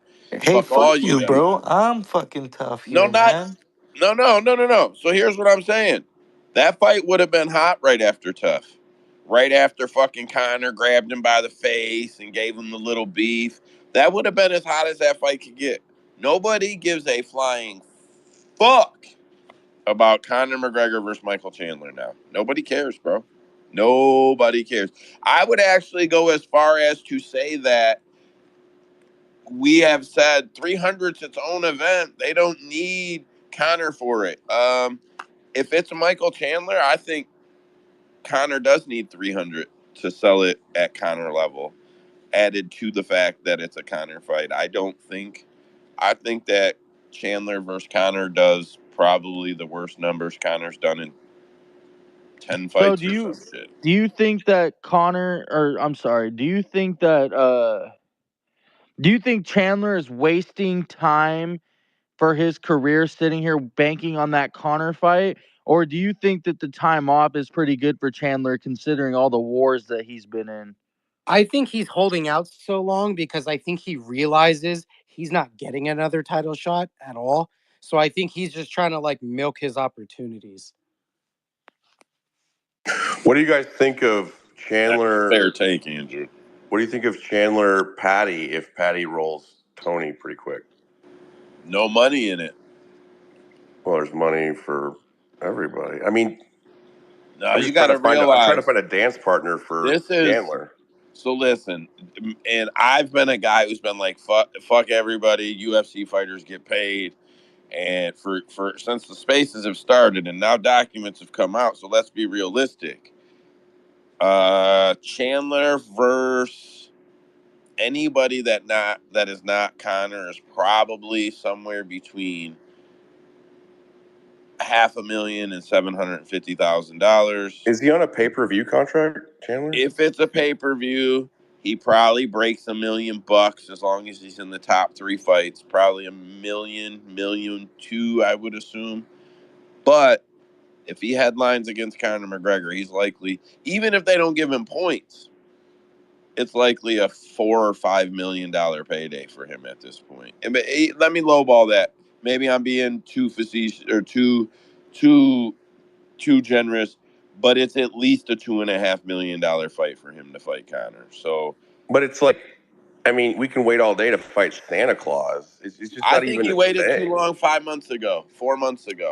I think The other thing is Connor's not going to get to 155, so it's going to be me. be 170, and Conor is going to be way bigger than Mike is prepared for at 170, in my opinion. That's facts.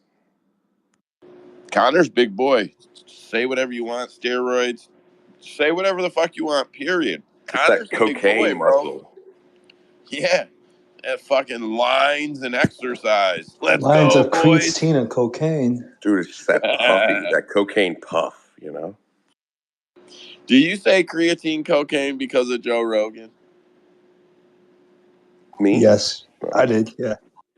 Okay, I just want to make sure because I know the story where Joe Rogan tries to sell that John Jones got creatine from China with fucking cocaine.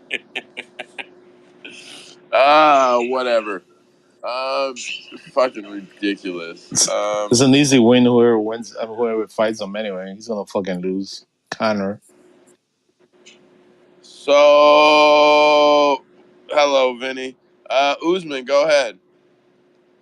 So it's not going to be GSP Nick Diaz, and when it first broke, Dana said that it was a super fight, not having to do with Connor. Do He we have didn't any say fucking that's idea? 300 though. He did not say that is 300. Well, I'm just trying to go to that super fight. Who the fuck is it? Because it's not Nick Diaz GSP. That shit. I saw the clip. Fucking Retirement home shit. Dead knows who said that, and fucking it was Brendan Schaub, and he even said, "Yeah, I made it up." Fucking, I saw that fucking clip. So it ain't Nick Diaz GSP. Who the fuck is this super fight that he's talking about that I doesn't mean, this include isn't a Conor? super fight, but I know Izzy posted some shit on his Instagram about fighting, being the co-main event to Volk and Taporia in Anaheim at light heavyweight against Pereira. But it was like a psych out, that wasn't it? Yeah, I think so, bro. I think it was just smoke to get people talking, but I mean, I know I saw that, but I mean, I don't know, bro. To be honest, I don't know. Don't they have a co-main event anyway? I think it's been announced yet, right? You guys want to know who I think that's a super fight? Guido versus I Jim think Miller. it's Holloway and Gaethje, bro. I'm telling you.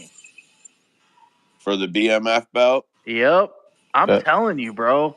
That'll be a good one. Because when I But that did would my be a shitty podcast number with one. Terrence Whitman, he said, "Yeah, I know the UFC came and told Justin about the idea of fighting Max Holloway, but he goes, I don't know." And he goes, and that excites Justin, but he goes, I think Justin's sold on sitting and waiting for his title shot. But if he's gonna have to No. wait too Justin long, said he would fight Max. It's the only guy that he has said he would consider fighting. He said, I don't want to hurt Max Holloway. And he said, but yeah, that would be a good fight. He says it in that interview, yeah, Cater. he Something does. real similar to that. But Chimaev has got to be on 300. Who cares about that guy? Sorry, man. So here's why I'm going to say that inside of the UFC, meaning nobody coming out of retirement, I think that is the only super fight by a Dana White standard. Yeah, I'm going to repeat this until infinity. And one day, everybody's going to be saying it. And I'm going to be telling you guys, I was the first dude to say that shit, remember? And you're going to be like, shut the fuck up. But whatever.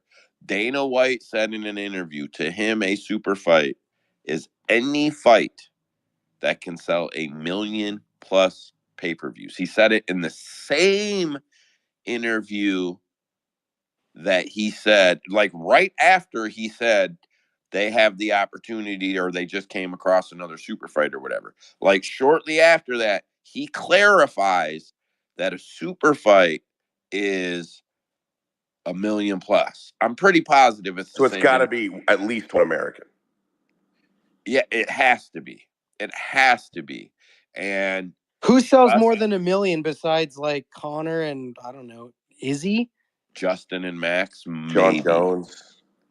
Justin and Max, but John's not maybe. coming back yet. Maybe Nate The if he only has the right dancing partner, the only or nah. reason I think Justin and Max could sell like that is because those are two guys that are gonna meet in the middle of the fucking octagon and throw fucking haymakers. And I'll be honest with you, my dad and me were talking about that. I said, Dad, what do you think happens if Justin fights Max Holloway? He goes, you want my honest opinion? I was like, yeah. He goes, I think that's the first time you see Max get knocked the fuck out. Bro, I said that shit 2 weeks ago. You said I was crazy. No. What? No, And I was Max, like, dude, really? Max And he Max was in the like, yeah, second. bro, Max I think loses in the Justin hits second too round hard from a for him. hematoma on the shit. You know what I'm saying, dude? He gets leg kicked to oblivion. Max going up to face Gaethje. Ugh. I feel bad. Are you for Max talking in like that fight. Joanna type hematoma? I'm talking like a big old, like a head growing out of his fucking lower leg. Oh man, dude, Max doesn't fight well at lightweight, man. He's not strong enough, bro. I agree completely. All right, Cade. All right, Andrew, and all the On Topic guys, everybody in here, but I got a reason just because I'm going to call you guys out on this because you're bringing up that fight particularly. So I believe that I know what the super fight is, and I believe it will be the headline of UFC 300. And you're such a cock tease, dude. Come on. Dustin Poirier versus Nate Diaz is most likely the headline. So lame. Nate.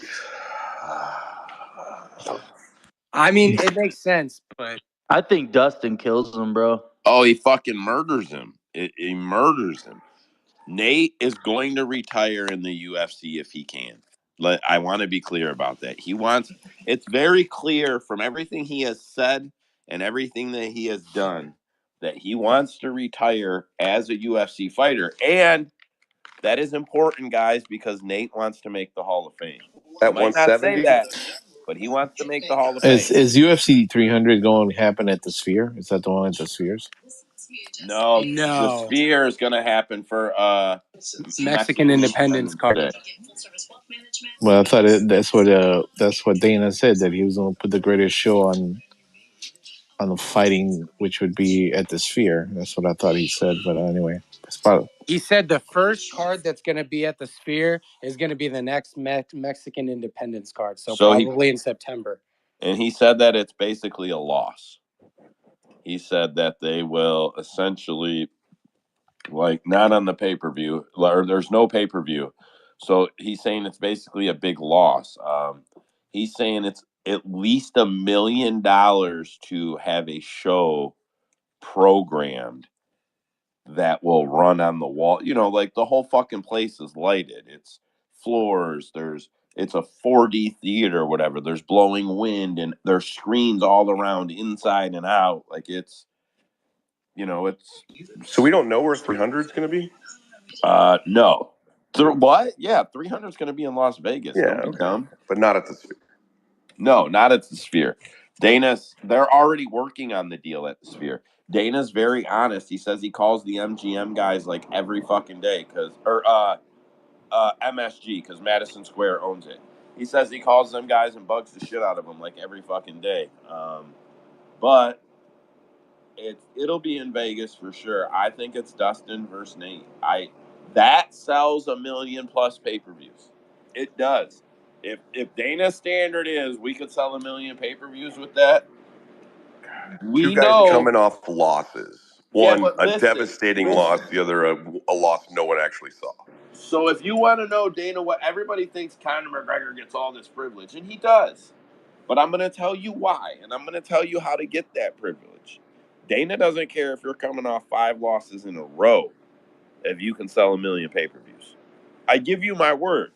Dana White doesn't give a fuck if you're coming off 5 consecutive losses. In the presser. But why? Why do people follow this guy? He loses so much. Nate? No, Conor. Yeah, I mean that's because they talk. It's a personality game, dude. It's wrestling. Before it's the ring. I mean, so I think Conor Summer and I think Nate versus Dustin is 300. It makes a lot of sense, bro. And Nate wants to fight right now. Nate versus Dustin, you said? Yeah. No. What else is going to sell 1 million pay-per-views? Why not throw 3 title fights up there? Yeah. Okay, what ones? And Bellator it or whatever. Which ones? I mean, fucking middleweight, fucking light heavy, and then a small one, like not Banta, obviously, but. We don't know what's going on with light heavyweight right now because we don't know what the hell's going on with Jamal. Well, Pereira's light heavyweight, so. Yeah, but he's fighting Jamal next. Though, so that's all good. Plenty of time. Well, you got. Is Jamal even healthy? I think Jamal got out of jail. Yeah, but is he even healthy? Like, has he recovered fully from that? Achilles? I don't think he has. And he's still on his clearly still on his spiral down in life. Like, let's be honest about that. How did KG only drop to number 14 in the middleweight rankings? He went down to welterweight and lost. Who? Drop that man from the rankings, bro. I don't get it. 10 to 15 middleweight is not deep, right? I mean, so because he fought for a title 7 years ago. That's why, I guess. What do I got here? So he said 7 years ago. You put some fucking respect on his name, man. That was the fucking one of the best fucking title I fights know, but I mean in that's the middleweight only thing history. You anyone son of a fucking bitch. remembers. You put some fucking respect on his name. Okay, so No. Bilal Colby is the headliner for 300. That's my opinion. bro, if they could pull that off, it will be. If they can listen, That shit would bang. listen, right now, that shit would go crazy. Bilal is pro Palestine, Colby is pro USA. A championship Kobe is like supreme Kobe. You know what I'm talking about? Yeah, and Palestinian power fucking Bilal is Dirty like, heel against fucking. bro, it is literally like miniature Hulk Hogan versus miniature Iron Sheik. Like, Can we it's get a real Jew in shit, there? bro. Maybe to fucking. I don't know. Let's go crazy. Bruce Buffer is one. All right, the champ Jamal Hill got arrested for hitting his brother. I'm not even going to use the TMZ headline. Fucking punk bitches trying to get fucking clicks. And I'll be honest, I see it. They'll do it more to black guys than they will to white guys. That's real ass life. Hey, TMZ is one of them outlets, bro. hey, That's real life. I have a question. Why did Poatan move to Germany? Did you see all that shit? I like how you said you weren't going to get into it, and then you got into it. What do you mean? What do you mean? Are you telling me?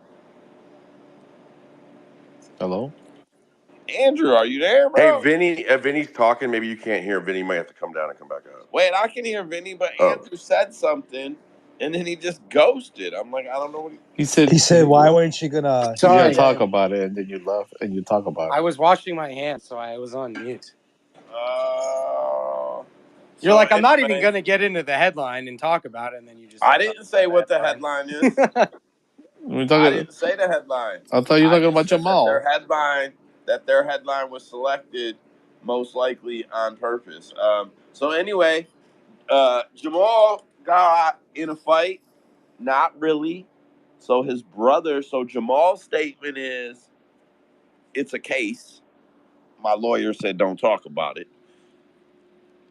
Yeah, bro, that's always the situation. We know that. And you know what that means? It means you did something and your lawyer don't want you telling nobody, dummy. Like, we all know what that means. I got hella friends that have caught assault charges, bro. Like, all of them. Like, everybody has Doesn't caught mean you can't assault charges fight. at some point.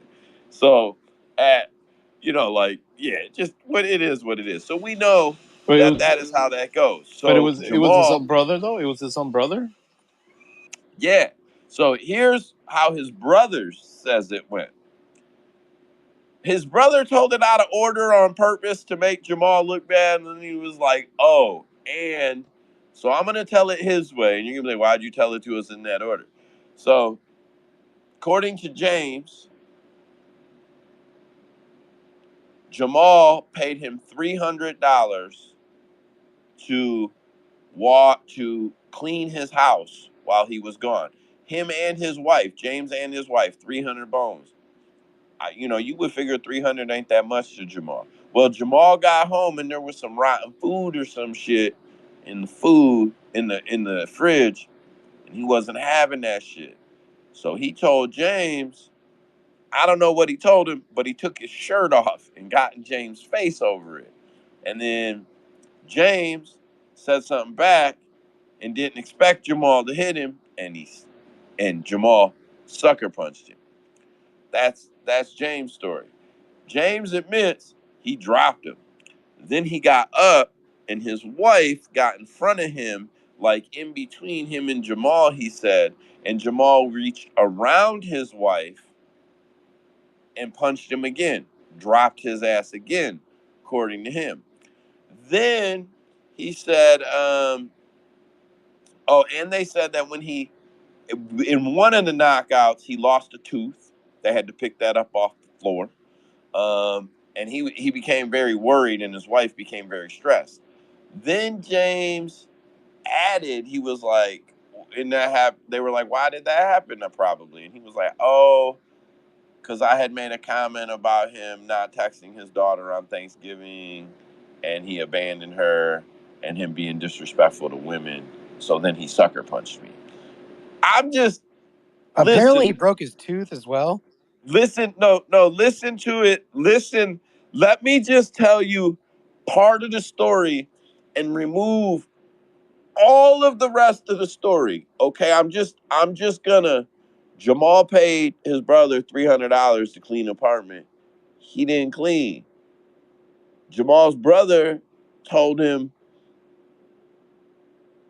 you didn't text your daughter on Thanksgiving and you abandoned her and you're disrespectful to women. Then Jamal punched James. That's the real story right there. That's it. Fuck everything you heard. That's how that went. Them are brothers. And if we just go down to a smaller thing, there's this thing, I don't know. So in Detroit, it started with this bike gang. Like, you guys might be like, that's not really where that comes from. But it started with the Outlaws, the outlaw bikers, the club, the Outlaws. I don't know if you guys know them. I know a few. So they got this thing. It's called. They got them here in Chicago too. The Outlaws. Okay. So they got this thing called FAFO. It's become pretty popular. Fuck around, find out, right? So let's repeat this. The UFC 205-pound champion is standing in the kitchen with you, and you decide to look at him and say, you didn't text your daughter on Thanksgiving. I know, because I was there with her, and you've abandoned her, and you just disrespect women. That's called fucking around and finding out. That's what that is, That's guys. called instigating a fight, low key. That's You're called telling another grown ass man. Talk shit, get hit. fuck around and find out. That's what that is. I don't know how to explain it other than because I'm not trying to sound funny. Like where I'm from, that's fuck around and find out right there. That's what that is. Usman, go ahead. Yeah, man, I don't know why everybody's fucking making such a big deal about it. And I'm a big Jamal fan, so it feels like it's not only this, like fucking dude tore his fucking ankle and people want to fucking villainize him about that shit too. Hey, don't fucking talk about my family. For one, none of us know if he's a deadbeat dad or not. If he is a deadbeat dad, even though I'm a huge fan, he's definitely dropping in my fucking fandom rankings or whatever. I don't like that shit. But I don't know that shit. Fucking only he knows that shit. Only his brother knows that shit. But everybody wants to make it seem like, goddamn, this guy's a fucking true scumbag. No, man. You talked about my family. I'm going to fucking knock your fucking tooth out. And it's very fucking plain and simple. And then it's his brother too. Cool. This is not the first time, won't be the last time he fucking hits his brother. Like, I don't have a brother. But I have a lot of close friends that I've grown up with since I was fucking 6 years old. And we've gotten into it. And nobody's ever fucking called the cops and shit like that. Like, say some shit that deserve where deserve to get hit. You're gonna get fucking hit. I don't know why everybody thinks Jamal Hill's fucking out here raping women or some shit. Because that's the way that they're making it seem. Yeah, it is. So right before Dad hops in, I'm gonna fuel the fire a little bit more. At the very end of the statement, it says that James wasn't sure if he wanted to call the cops because he didn't want to hurt Jamal's career. But he later texted Jamal for an apology and didn't get anything back, so he called. Look, He must have like if really hurt James's him by wife doing wasn't that. there, none of this would have fucking gone to anywhere. Bro, he didn't text me back, so I called the police. Dead pics, go ahead. Look, James, I know you're not listening, but I hope you do listen. You're a pussy, bro. You're a big pussy. My brother didn't give me an apology, so I called the cops. Pussy. Your lady was in the way during all this. Fucking pussy, bro. Like, I don't know, man. All this shit just screams pussy to me, dog. Fucking, fucking Usman was saying, it's not like fucking Jamal was fucking raping bitches. It's not like he was fucking doing anything, you know? He just got into a fight with his brother. Dog, I've had my fucking younger brothers run up to me with knives. I've seen my cousins get into fucking fights, like, damn near to the death, I guess you could say, you know, bro. And did we ever call the cops? No. Bro, all this shit is fucking pussy, bro. I can't believe this. If Jamal was an active fighter, like he was actively fighting over the last year, none of this shit would have happened. I mean, the guy is basically a fucking citizen at this point now. You know? He fought less than a year ago. Kate, go ahead. Nah, I was just gonna say, like, the reason I didn't look too deep into it is because I've met Jamal Hill, and like, if you've ever met him, he's like the nicest, chillest, funniest dude like you could meet. Like, he's just so like I just looked at it like, okay, you know how many times I punched my brother? Like, I'm 24 years old. My brother's 15, bro. I've punked his little ass. You get lippy, you get smacked up. That's all it is. Like, I'm not trying to be a hard ass, bro, but that's the life of having a brother, you know? And his brother stood there and wanted to be a man and make some comments like a grown ass man about his daughter and shit. You getting lippy, you get fucking smacked up. That's what it is, Hey, bro. hey, Bro, Too just bad. think of I the like how it says, when till your brother grows up to be your age, he gonna whip your ass. no, bro. No. Bro, listen. Think of it in more like we all think of like Jamal's probably a baller. He paid someone to clean his house and all. Nah, I'm not talking shit about Jamal. Just think about it more like a Clean his apartment. yeah, exactly. Like clean his trailer type shit. I was gonna say. He's You know doing his what I bro a mean? Like favor. he took his shirt off and yeah, like I wish I could have been there. I'd have been like, look at these two dumb motherfuckers. I'm not. I've seen brothers fight for way less than that. I'm like, I feel like the judge should just be like, okay, go home. You made your point. You brought him to court. Fucking get out. Davison says he's ready. Nope. Jiu-Jitsu's dated. Nope. Bobby Green. Oh, that's all. Oh shit, I'm in the wrong section. Okay. Dana replies to Miocic. Replies to Aspinall. Miocic deserves the title shot. The fight will happen. It's not about a title shot. It's a super fight. Let's be clear. Dana thinks he can sell 1 million pay-per-views. That's all that's about. Connor J, ain't seen you on the mic all night, bro. Go ahead. What's up, y'all? How y'all doing? I have Not bad, brother. Not bad. I just chimed in because the whole Miocic and John Jones and Aspinall shit kind of irks me. I don't know why that fight is still being made. I got into a Twitter debate with somebody. He's like a pro Stipe, like he's a huge Stipe fan, so he's kind of biased. But I just don't understand that there's no point in having an interim title if Tom was not going to fight for him next. Fight for the undisputed title. There next. is. And it's because it sells and it makes money. What? Wait, can I What can I sells? have my I won't Stipe and John? I won't go on 20 minutes. I won't go on 20 minutes. I'm watching. I'll see the time here.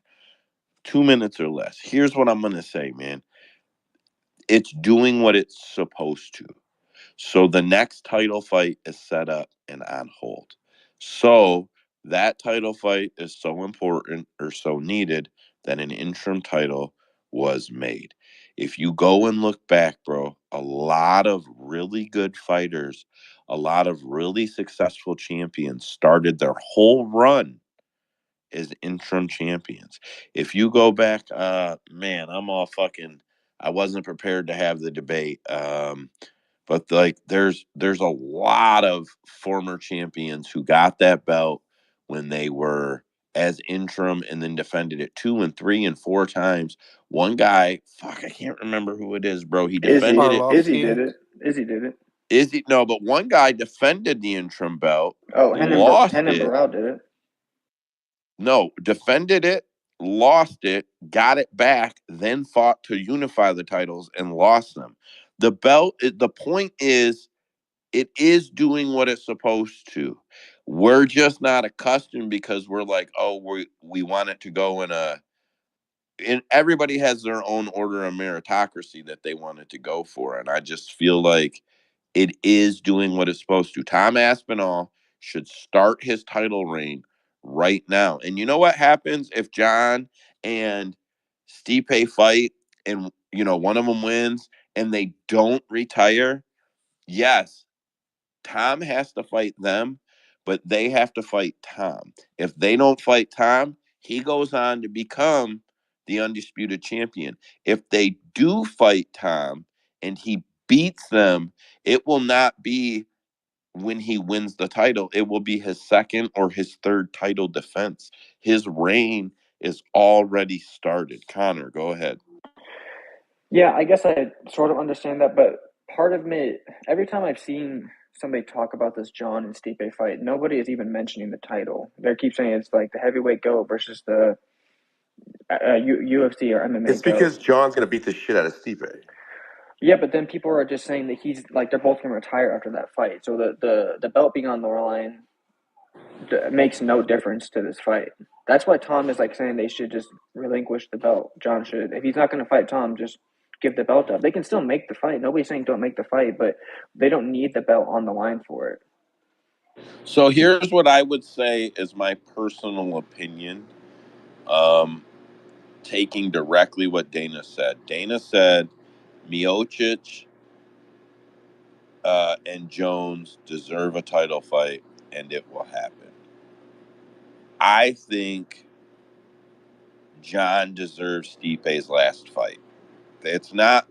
It doesn't look that way, and it's not posed that way because John is already the champion. But John Jones, like, people can say whatever they want, bro. I'm not gonna have the Aspinall can beat him fight. Everybody could have beat him, like, whatever, right? John Jones by far has the greatest legacy in MMA history, and he deserves Stipe's final fight. So you're gonna wait for John to fight Stipe before anybody gets to fight John. I really believe that that's what it is. Guys lose track of just 5, 6 years ago, 7 years ago, bro. Dana White loved John Jones. He needed John Jones. Even though he hated him, John Jones helped build that company, bro. John Jones, everybody's like Anderson Silva, and like, bro, huge credit to Anderson Silva and his title reign and all his defenses. But during that, John Jones was the other guy, right? John Jones was winning. John Jones' legacy was growing. Anderson lost. John never did. GSP lost. John never did. I just feel like what people are missing is John deserves Stipe's final fight. That's all it's about, in my opinion. Vice versa too, and you just can't like take away his belt just like that, in my opinion. No, he's not the type. His like, bro. He doesn't. He's not the type of guy that deserves to be stripped for waiting and fighting the guy he wants to fight. I know John is the guy injured and he's the champion, so it's not really poised that way, or it doesn't. It's not built that way. But I just feel like it is that way. Connor, go ahead. I guess just personally, this fight just doesn't really do anything for me, especially as time goes on. Like Stipe is going to be like inactive for like 3 years, and then John's going to be shelved for 18 months. But I guess if that's what they want to do, it just doesn't do much for me. But I guess they could have solved this problem if they just didn't give Tom the interim title. If they would have made Sergey versus Tom like a co-main event 5-rounder and just said the winner gets John and Stipe, they probably wouldn't be having this problem. But it just looks like Tom should be getting the next fight because he has the interim title, and he should get it. But that's why it's kind of messy. Got to remember, there's also the battle between the UFC and the PFL for who has the greatest heavyweight fighter on the planet, and that's very, very, very, very, very important to Dana. And if John and Stipe retire and Aspinall has, I mean, he fucking flattened Pav.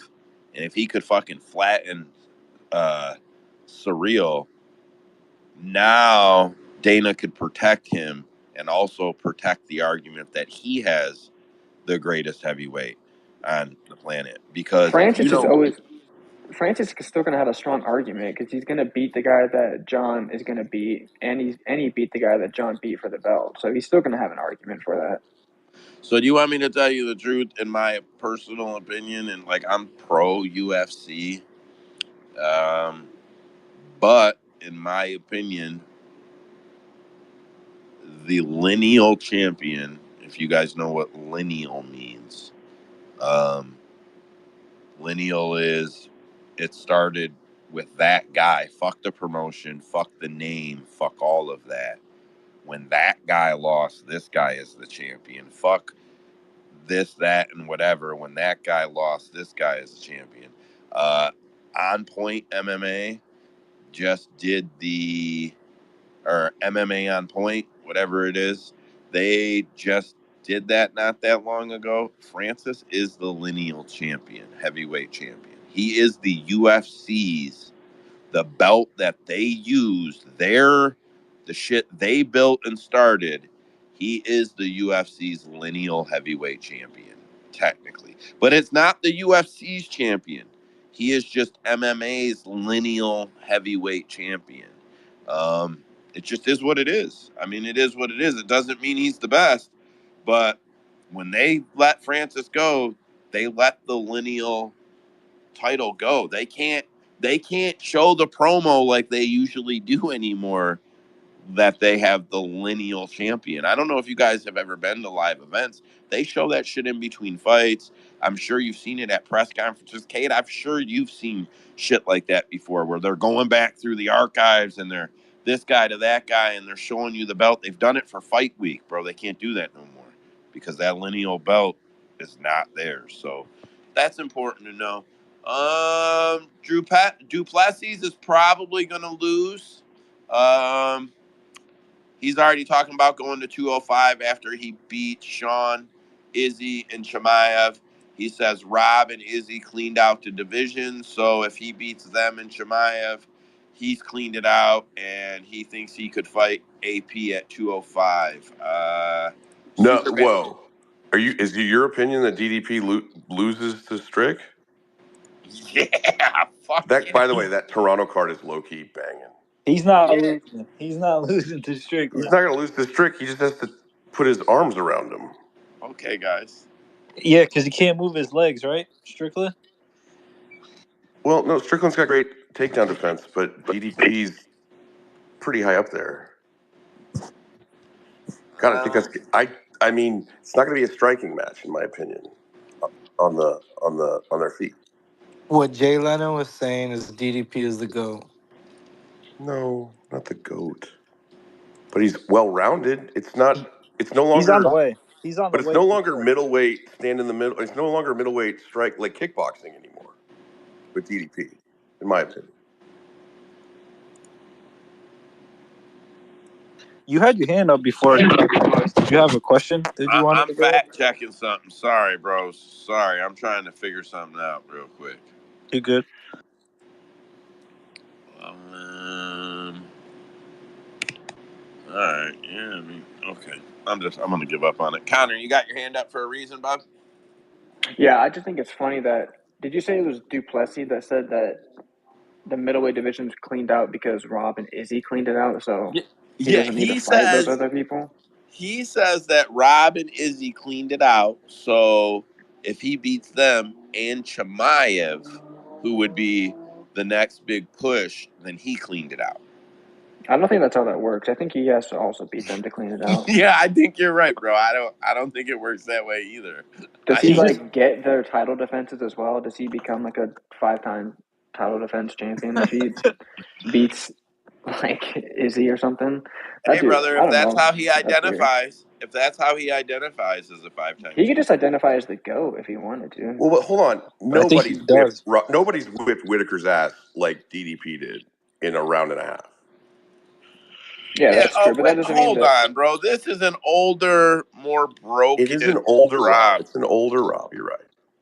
That's still a really good win, though. That's still a really good win. He cost I $260.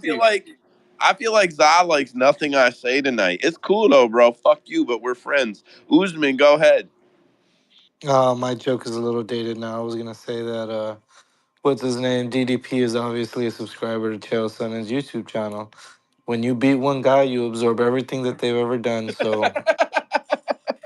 he is the GOAT. Keep what you kill infinitely. Dude, how much does DDP weigh? Like, he's definitely over 200 pounds. Bro, he looks like he looks like he walks at like 240, bro. He's big as fuck. He I kind of looks cannot like he's believe carrying that guy apartheid on his back. You know, I can't believe he doesn't weigh 220. I mean, I've never seen him in person up close, but in interviews, he looks like he's got to be fucking 220, man. Usman, did you just put it down? Yeah, no, I don't know what's going on. It's going up on its own. That's why I put it down. Man, that's what you said in the back of math class many years ago, I bet. Huh? I don't know. It just goes up on its own. I try to put it down. I can't do the math on the board right now. Hey man, I every time I do those stats, I gotta go over the numbers like 6 times because your boy cannot look at numbers. but Joe, the Philly shell's not going to work against Duplessis. Okay. I know. And Tom Aspinall is going to beat John Jones. I'm sure. No, absolutely not. It's listen. Why would it not? Why would the? So why would I've the been striking listen. defense not I've work? been really high on Drake. Listen, I've been really high on Drakus. Like I've actually felt like he was a good push. Like I picked him to beat Rob. Everybody here will tell you I picked him to beat Rob. But I felt like he had a huge size advantage on Rob. Like I just felt like things stacked up for him. I don't think he has a way to break Strickland. I don't think that he has, even if he gets Strickland down, I think that he'll gas. It's going to be a 5-round fight. Even if Strickland's got to spend the first 2 rounds against the cage and in the corner, he will stand up and beat the fucking brakes off of him for the last 15 minutes. So he'll jab the shit out of his face and slowly Cheeto Vera him. I mean, I know what you're saying. Yeah, like I think don't think it's DDP's going to get to 3 if DDP gets him belly, chest to chest at any point. He's gonna have to though. He's got probably 8 minutes to win the fight, in my opinion. That's just I'm not a no. Big man losing a lot of weight. 8 minutes sounds about right. Yeah, you got about 8 minutes to get it done, and then Sean's just gonna walk away. Connor, go ahead. Yeah, I agree. I think after the Izzy fight, and I know Izzy's not like the same style fighter as Dricus, but I was just super impressed with Sean's performance. I think he's gonna have. I agree. Like 8 minutes or two rounds in is Dricus's window because he's gonna need to like. Sean's gonna have a lot more respect for Dricus's striking, only because he's got a lot more power than Izzy. But after that, if Dricus starts to fade after that, then he's just gonna walk him down. He doesn't even need to like hurt him, but he'll just start styling and especially with that chin that he loves him. to leave up in the air all the goddamn time. Is just fucking waiting to be touched. Who, Sean? No, Dricus, bro. Oh yeah, both of them, but sure. Dricus. Yeah, Dricus has a new septum though. You guys heard about that shit? Exactly. He just got a new septum. He can finally breathe now. He's beating people with without oh man. How does Izzy's septum help him? It didn't. But Izzy, go, bro. Izzy's no threat at all with any sort of ground or any sort of It's just mostly striking and legs. I mean, that's why I don't think Sean took him to the ground.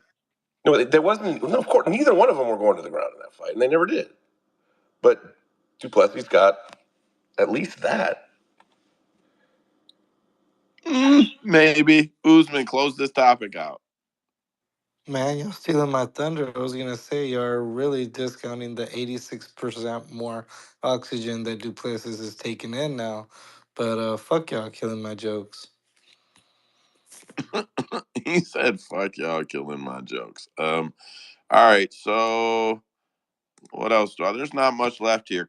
A 70-year-old family barber shop, meaning the shop's been open for 70 years in Ireland on Cremlin Street,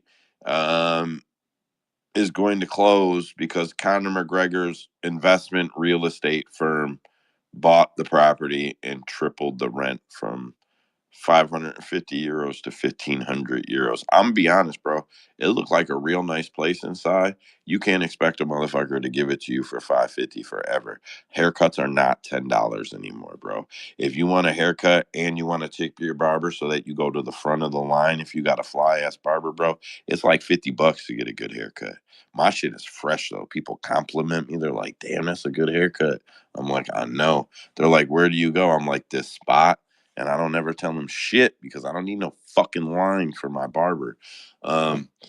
Yeah. Anyways, it looks like a real nice place for $550 a month. It just doesn't seem realistic. So I'm Shut not, the hell up, Joe. I know I saw you in line at Supercuts with me. bro. Come That's out where here. you guys get your fucking haircuts from? My God. Can I tell you something for real? I've been going to my barber for like, fuck, I don't know, 12, a long ass time, 12, 13 years. So I don't speak Spanish. Southwest Detroit is Mexican town, right? When I say Mexican town here, they don't speak English. Not like they won't speak English, they don't speak English, right? So I had to go in the barbershop, right? And then I had to sit in line for like fucking 2 hours before I even got in line. But I knew this where the best barbers in the city are at. So I fucking sit there. I finally get up in the fucking chair, bro. You think they're gonna be like, what you want it to look like, but they don't speak no fucking English. So they'll take you over to the wall. They got charts with like 40 different fades on them, and they point. They're like, which, Dude, that's a taqueria, Joe. bro. So then you go to the next poster, and it shows all the different tops. They're like, which, and you point, and then they'll ask you some real basic questions like shave. You know what I'm saying? You're like, yes. You know what I mean? They sit you down, fade you up. That's a barber. You know how much? Want to know what my barber says to me? I go in there, he goes, same, and I go, same. That's it. That's it. He's been cutting my hair like fucking 12 years, bro. That's it. So The I don't same know. shit, 12 years? Yeah, Tell him, bro. YB. Tell him, YB. But I So bet you it's the best basically just haircut. walk in and ask for a fucking number one and then you're good to go? Nah, bro. You can't just go in there and get my haircut. But yeah, I basically go in, I sit down. Don't get it twisted. It takes like 45 minutes, bro. He cuts the hair, hits the part, shaves me up, lines me up, shaves the neck, bro. I go to a barber. If your barber don't use flat razors and shaving cream, you don't go to a barber. You go Wait, to a stylist, you fucking queer. how much is the cut? How much is the total after all? $35 for the cut, the shave, the Woo! lineup, everything. But so I'll be honest, everything. So like the haircut is like $15. Haircut and a shave is like 20 or $21 or some $22. But that's no beard. Like maybe it's $20 haircut and shave. Haircut, shave, and beard is like 25. Hard part they add like $3. However it works out, bro. But I don't care about none of that. And I've been going to my barber so long, and I tip. So like my haircut was $35. I tip my barber $25 every time I go. So even though I don't speak English, he doesn't take appointments. But when I walk through the door, my man goes, appointment, and everybody waits. He don't take appointments, but I walk in, I sit down, people been waiting. Because if you get to my barber 45 minutes after he opened, you got a 4 hour fucking wait, bro. Unless you're there on like a weekday and off day, bro. So I go in, I sit down, he looks at everybody, he's like, appointment. And then motherfuckers are like, can I make an appointment? And I don't know what he says, but I can understand enough Spanish when he's like, no appointment, though. Whatever the fuck he says, I'm like, I just told him no. They're hella mad. I'm like, they're hella mad. And they do get mad. But I paid my way to the front of that line and fuck them. And if you got a good barber, don't disrespect him and have him bring out his fucking mirror so you can check it and be like, oh yeah, it's good. When he pulls the mirror out, I'm like, no. He don't even pull them shits out no more. Just whatever. I'm tirade over, boys. We ain't got much else. The Ream says AP is not that big of a threat at 205, and them guys will figure him out and hurt him. The Ream's not even 205 anymore, so fuck him. Boxing, top 10 pound for pound rankings dropped, and Shakur Stevenson is out. YB, what's happening, bud? Go ahead. Man, I was just gonna say, I don't know which area you said of Michigan, but the Hispanic population. Man, I met one of the most beautiful girls I have ever seen in my fucking entire life in Michigan, in Pontiac, at the fucking Mexican store. Jesus Christ in heaven, dude. I tried so hard for the 3 months that I was there to talk to her, but I could not get a word out of her. I swear to God, I tried so fucking hard. I could not get a word out of her. I got the wins from my parlay, the big win that I had, the 5,000. Bro, I went to the store and withdrew it all from her register with her to try to flex that I had a few bands on me. And And all you even needed was that didn't Rosetta work, Stone, bro. young. All you needed was Rosetta Stone, bro. Young No, boy, man, let y me es que ask you hablo something. español también, pero no hablo esa mierda, güey, pinche chamaca Y- con la cara arriba. Well, Wait, Young boy, what happened? Finish the story so you cash yeah, out. come on, bro. What happened? You got 5,000 now?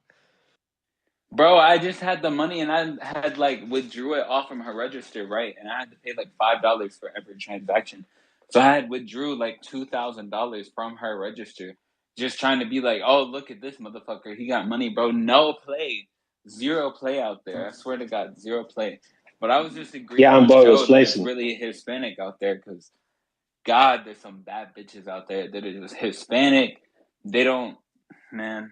I miss Michigan. That's a really good area. You just have me thinking about that fine ass bitch. Boy, she was brunette with the glasses. Boy, Uzman, su go puta ahead. This madre. motherfucker over there, you probably got lotion over there, bro. Just mute the For mic. for Uzman, one, go ahead.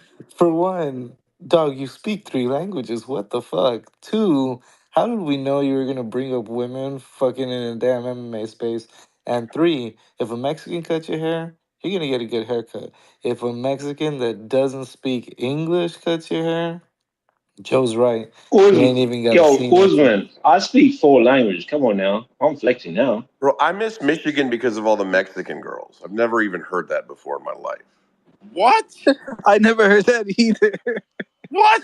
All the Mexican bitches in Michigan, dude, you Are don't you even kidding know. me? Bro, I Isn't live in it cold over Texas, there? y'all. Come on, dude. Come on. Bro, that's why I bro. brought it up. I was agreeing with Joe.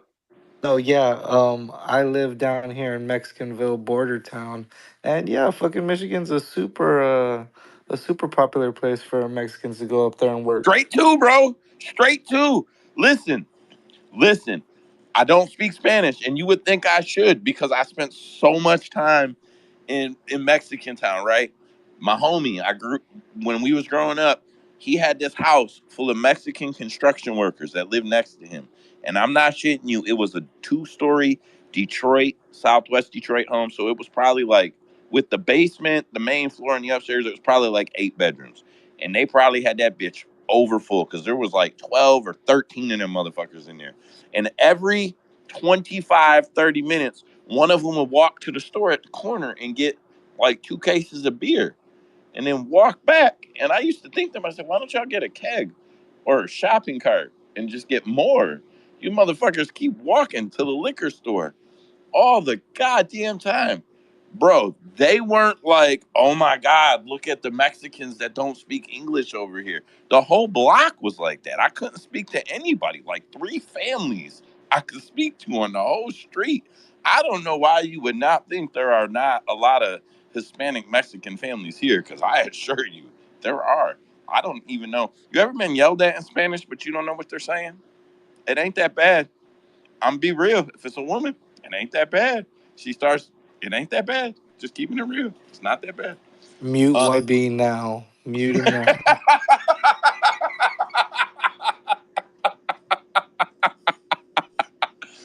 Oh, that shit was classic right there, bro. I can't.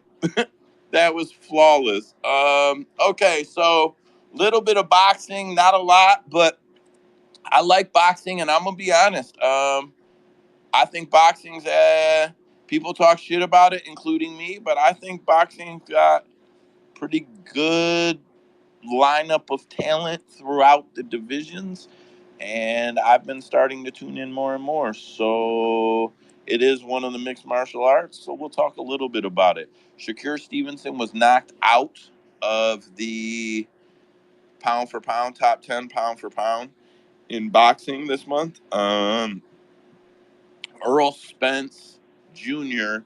bumped in, and I believe that Shakir fell from like number 7 all the way out, or number 8 all the way out. I might be wrong, but I'm pretty certain that he fell all the way from number 8 out. So that's where that stands. I don't know if any of you guys care or watch boxing, but I don't know. It is what it is. So this one's more related, and these are the rabbit holes that I follow that's got me watching boxing a little bit more. So Francis Ngannou was apparently off. I watch a lot of boxing, John. Do you? Good, good. So Yeah, if I you do. I do. Yeah, yeah. okay, so feel free to throw the hand up, even if no one else is talking, bro. You need to jump in and let me My know bad. something. Feel free. My bad. My bad. But interim boxing heavyweight champion. I can't say the dude's name. He's a Chinese guy. He's got his name is Zhilei, and then his last name is Zhang. He claims that he was in negotiations to. He's the current interim heavyweight champion. He claims he was in negotiations to fight Francis in December 23rd, and Francis couldn't do it. He claims that it was on the table, contracts were, ready to go basically, and Francis said he could not be ready in time, which would seem a little weird, and I'm not being a Francis hater. That just seems a little weird seeing as how Francis just boxed. It's not like he's been back in an MMA camp or anything, unless it's a weight issue or something. I mean, I doubt Ngannou's going up to 330, 340 pounds, trying to come back down to 285 at this point, because he's got to be active. So I don't know. But that's not a super fight, right? I mean, it is a big fight in boxing, sort of, but fighting a Chinese guy isn't a super fight for. But it's a title fight, and it's his only But way to. It's his only way to the big belt again, in my opinion. But he wants money, not necessarily a boxing belt, right? He wants, but so money he's for everyone, but money. I don't think that he will get the money he wants in his next fight. I think Ariel Helwani is crazy. I'm going to let Thomas go, and then it'll be Connor. Go ahead, Thomas. Yeah, Francis is a top 10 boxer right now, so he's not gonna fight the little people, right? Like he just pretty much beat the biggest boxer in the world. He's not gonna fight like an unknown person, right? No, you're talking And about Francis? yeah, you talking about the guy that called out Yes. Francis? Yeah, yeah. So Francis is gonna fight him. No, Francis backed out. Yeah, he's not gonna fight him. No. There's no money for it. Yeah. Yeah, but France is going to be fighting in Dubai or Saudi Arabia for the rest of his life, right? And he's going to be fighting in PFL, and he has a contract with PFL. So France is going to fight some unknown little guy. I mean, not little guy, but like unknown person. That makes sense. but here's what I'm saying. So here's the myth, right? Everybody thinks that Francis can go get the Deontay Wilder fight, or the Anthony Josh fight or the Usyk fight at his low end, here's your problem. No, he cannot. The Ali Act, which everybody who doesn't fucking understand the Ali Act allows fighters to have legal rights to matches that push them through the rankings according to where they are supposed to be, including title shots. I believe Shakur Stevenson just somebody Devin Hayne, someone just got flexed out of one of their belts and they're no longer the unified champion because they didn't defend it in that promotion. I think David Haney did, yeah. It's not Yeah, the they belt, though. Crawford, It's the wasn't it money. Crawford? But yeah, Bud Money. Crawford. But hold on. So I get it. But here's the thing. Francis is now a ranked boxer. He's ranked. He is ranked. His rank is dog shit. And they were gonna let him fight way up there. I get it. So you're gonna be like, well, they let him fight they were gonna let him fight the interim champion. I understand.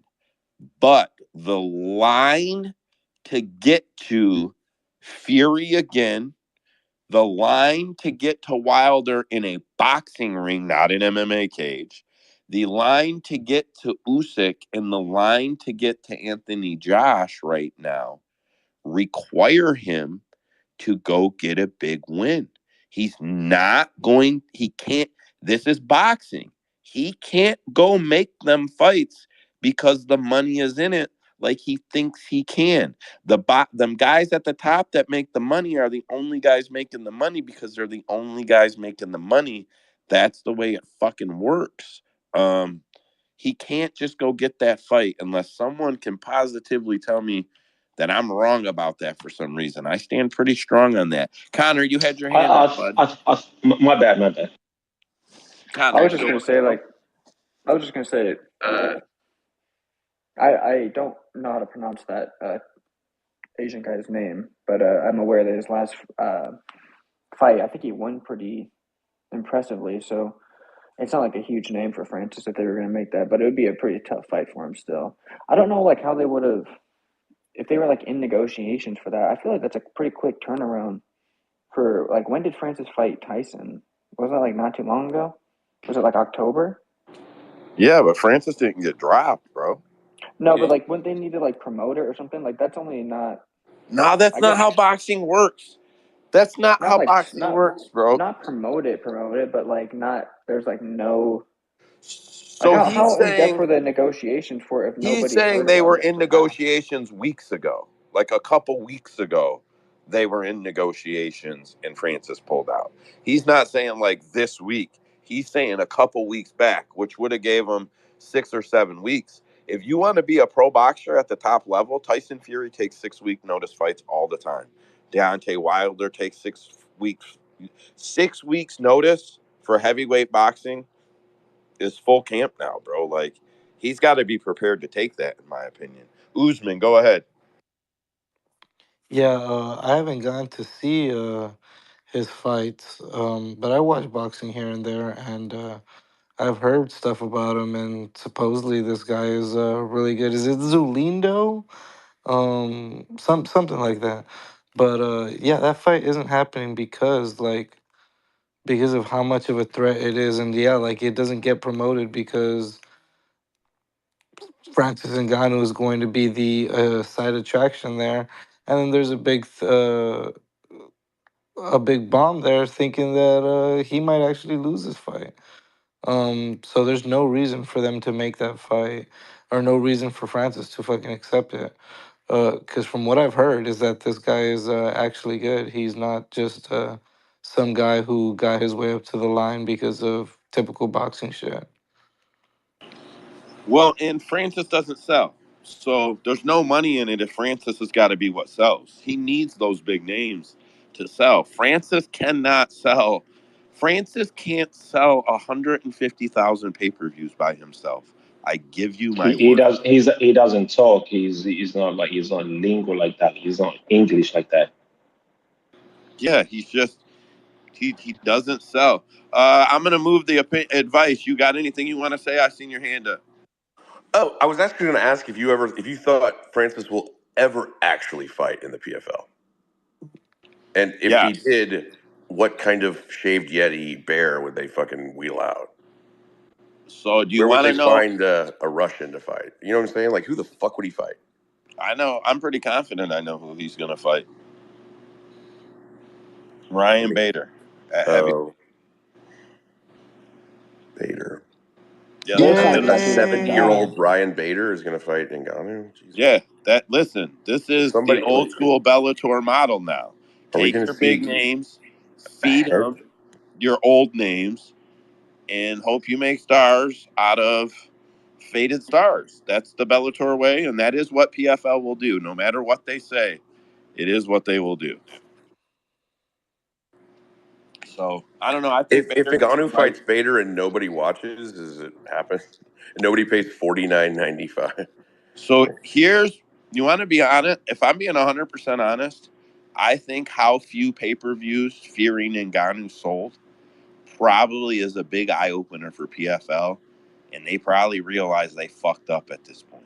So at this point, Francis Ngannou is a pure strategy move, and protecting him is going to be A1 priority. So he gets nobody that could beat him, in my opinion. Usman, Thomas, Connor, go ahead. Yeah, real quick. I was gonna say this earlier, but we opened up the fucking night with a BKFC. Personally, Mike Perry's a bigger star than Francis Ngannou and a bigger pay per view draw for BKFC than what Ngannou's gonna be for PFL, and that also has to do with the fact that they have nobody for him to fucking fight. I don't understand. You watch all these podcasts or like these media members talk about it, and it's like I know there are some people in here who cared about the Fury shit. But am I the only one? And I maybe it's because it's the DR who I talk to, but it seems like nobody actually gives a shit about Ngannou's boxing. Like we talked about it for 1 week, and it didn't last longer than that.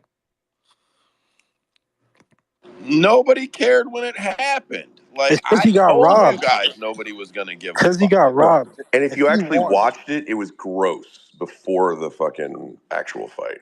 Them wearing robes, and it was fucking disgusting. It was like a rich Arab's version of what a fucking promotion should look like. It was garbage.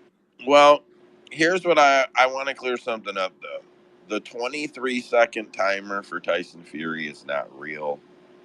Francis Ngannou saying that he got more than 20, more than 10 seconds. It's not true. So the rule in boxing is when you get to your knee, the count stops, the referee clears you, right? And then he continues to 10, but once you get to your knee, it's provisional. And then at 10, he's going to tell you, okay, you got to get back out there.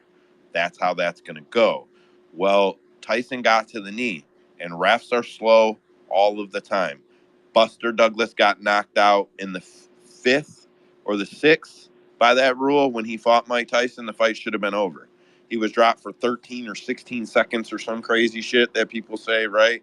And he technically did get more time because the ref took like 3 seconds to tell Mike to get away before he started the count. So boxing is what it is. MMA refs suck. Boxing refs suck.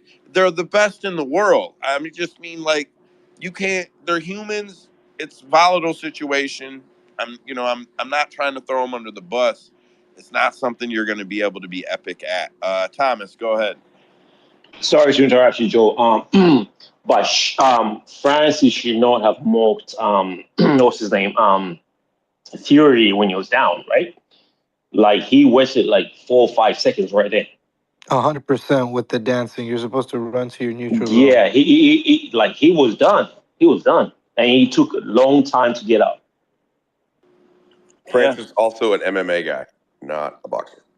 Fuck you guys. Yeah, Francis should have followed through with the knockout punch. Connor, go ahead. you can't do that. Come on. Yeah, I don't know who they're gonna have. They might as well have him fight Ryan Bader because there's not many other people for him to fight. I know a doctor advice said like if that doesn't sell anything, like what are they gonna do? But like he's not gonna. The PFL's not gonna sell anything regardless. I think they got Francis because they have to like, and they got Bellator and all this. They do all these things because they have to like try and do something to stay relevant in this space because the UFC is, head and shoulders above everybody else. But I mean, Ryan Bader or the dude that won the wasn't there a heavyweight that just won the PFL tournament championship? Like, just give him or something. I don't know. Reina Ferreira. Dude, he would put Yeah. Fajeda out in fucking seconds.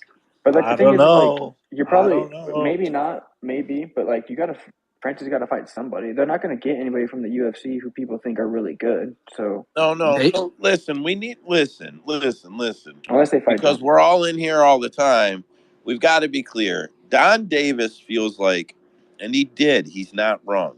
He feels like the reason they did whatever it took to get Bellator is it is a huge upgrade for their roster, not just by size, by talent. He was honest. It's not taking a that's shot true. at That's true. PFL. It's a huge talent Names too. It's upgrade. everything. Yeah, I mean it's fucking huge for them, right? So here's what you have. Go to capmma.com, click on Bellator rankings because they're live, and I'm going to tell you to go to our site and scroll down to heavyweight. And here's your options: Oleg Popov, Slim Tabiersley, Tim Johnson, Marcelo Gone, Tyrone Fortune, Daniel James, Golkan. I know I say it wrong. Golkan. I know whatever. Tsarukyan, Steve Murray. Same people nobody's heard of before, John. Yeah, I know. I'm waiting for you guys to be like, oh yeah, that guy. it's Steve Mowry, all right. Valentina. Okay. Woo. Right on. Valentina Shevchenko would have a better shot than all those guys you fucking. Valentine Moldovsky. Moldovsky's not a bad fighter. He's a good fighter. But Linton Vessel, and then the champion of that division is Ryan Bader. I'm not saying none of them guys could pull off a Francis Ngannou win. That's not okay. It's heavyweight, right on. I'm not saying it's impossible. I'm not dogging any fighters, but like none of you guys are like, yeah, this guy's gonna do it. It's None got of to be them. Bader. I think Bader makes the most sense. So Corey Anderson's not going to go up and do it. Phil Davis isn't going up to do it. Yoel is a no. Carl Moore is a no. We don't even got to look at the guys under them. Nevkov has expressed his desire to go to heavyweight, but I promise you that's against Ryan Bader, not against fucking 265-pound cutting weight Francis Ngannou. That's because Nemkov already mauled Bader and took his fucking belt. He doesn't. Yeah, of course he doesn't want to go up to heavyweight and fight the fucking baddest man. He didn't say that, but you know what I mean? Like that's not a good look for him. So, and it's a horrible look for PFL because Nemkov is potentially a huge talent claim. So listen, I'm going to start using the word claim when I talk about Bellator, and it's not and PFL. It's not a shot, but 17-2 with the record that he touts, the finishes he has, bro. That's a big claim for them in their 205 rankings. So like they don't want to fuck that claim up. They're not going to move him up and fuck that up. They need that. That's If what it's they not bought him for. Bader, they're gonna have to acquire somebody. They're gonna have to go after somebody on their last fight, or like No, a no, no. Pavlovich. I am telling you guys, they just bought them, bro. I watched the No, shit but I out of mean, this. but they didn't buy a heavyweight roster with the exception of. I'm just saying, for an Ngannou fight to be a massive fight, they literally have to find somebody who is off. Like they'd have to poach, a top 10 UFC guy. Here's what I got for you. Here's what I want you to do. Here, I'm going to click them really quick. CapMMA.com. It's only the click of a button. We're going to jump over to the UFC here, right? So let's be clear. They are not swiping in time for a Francis Ngannou fight. They are not swiping John. Well, who's on their last fucking contract? Is Sergey up? Hold on. No, they're not swiping John, Tom, Surreal, So in Sergey, and let me be clear, for what they're trying to do, they're not swiping Tom or John.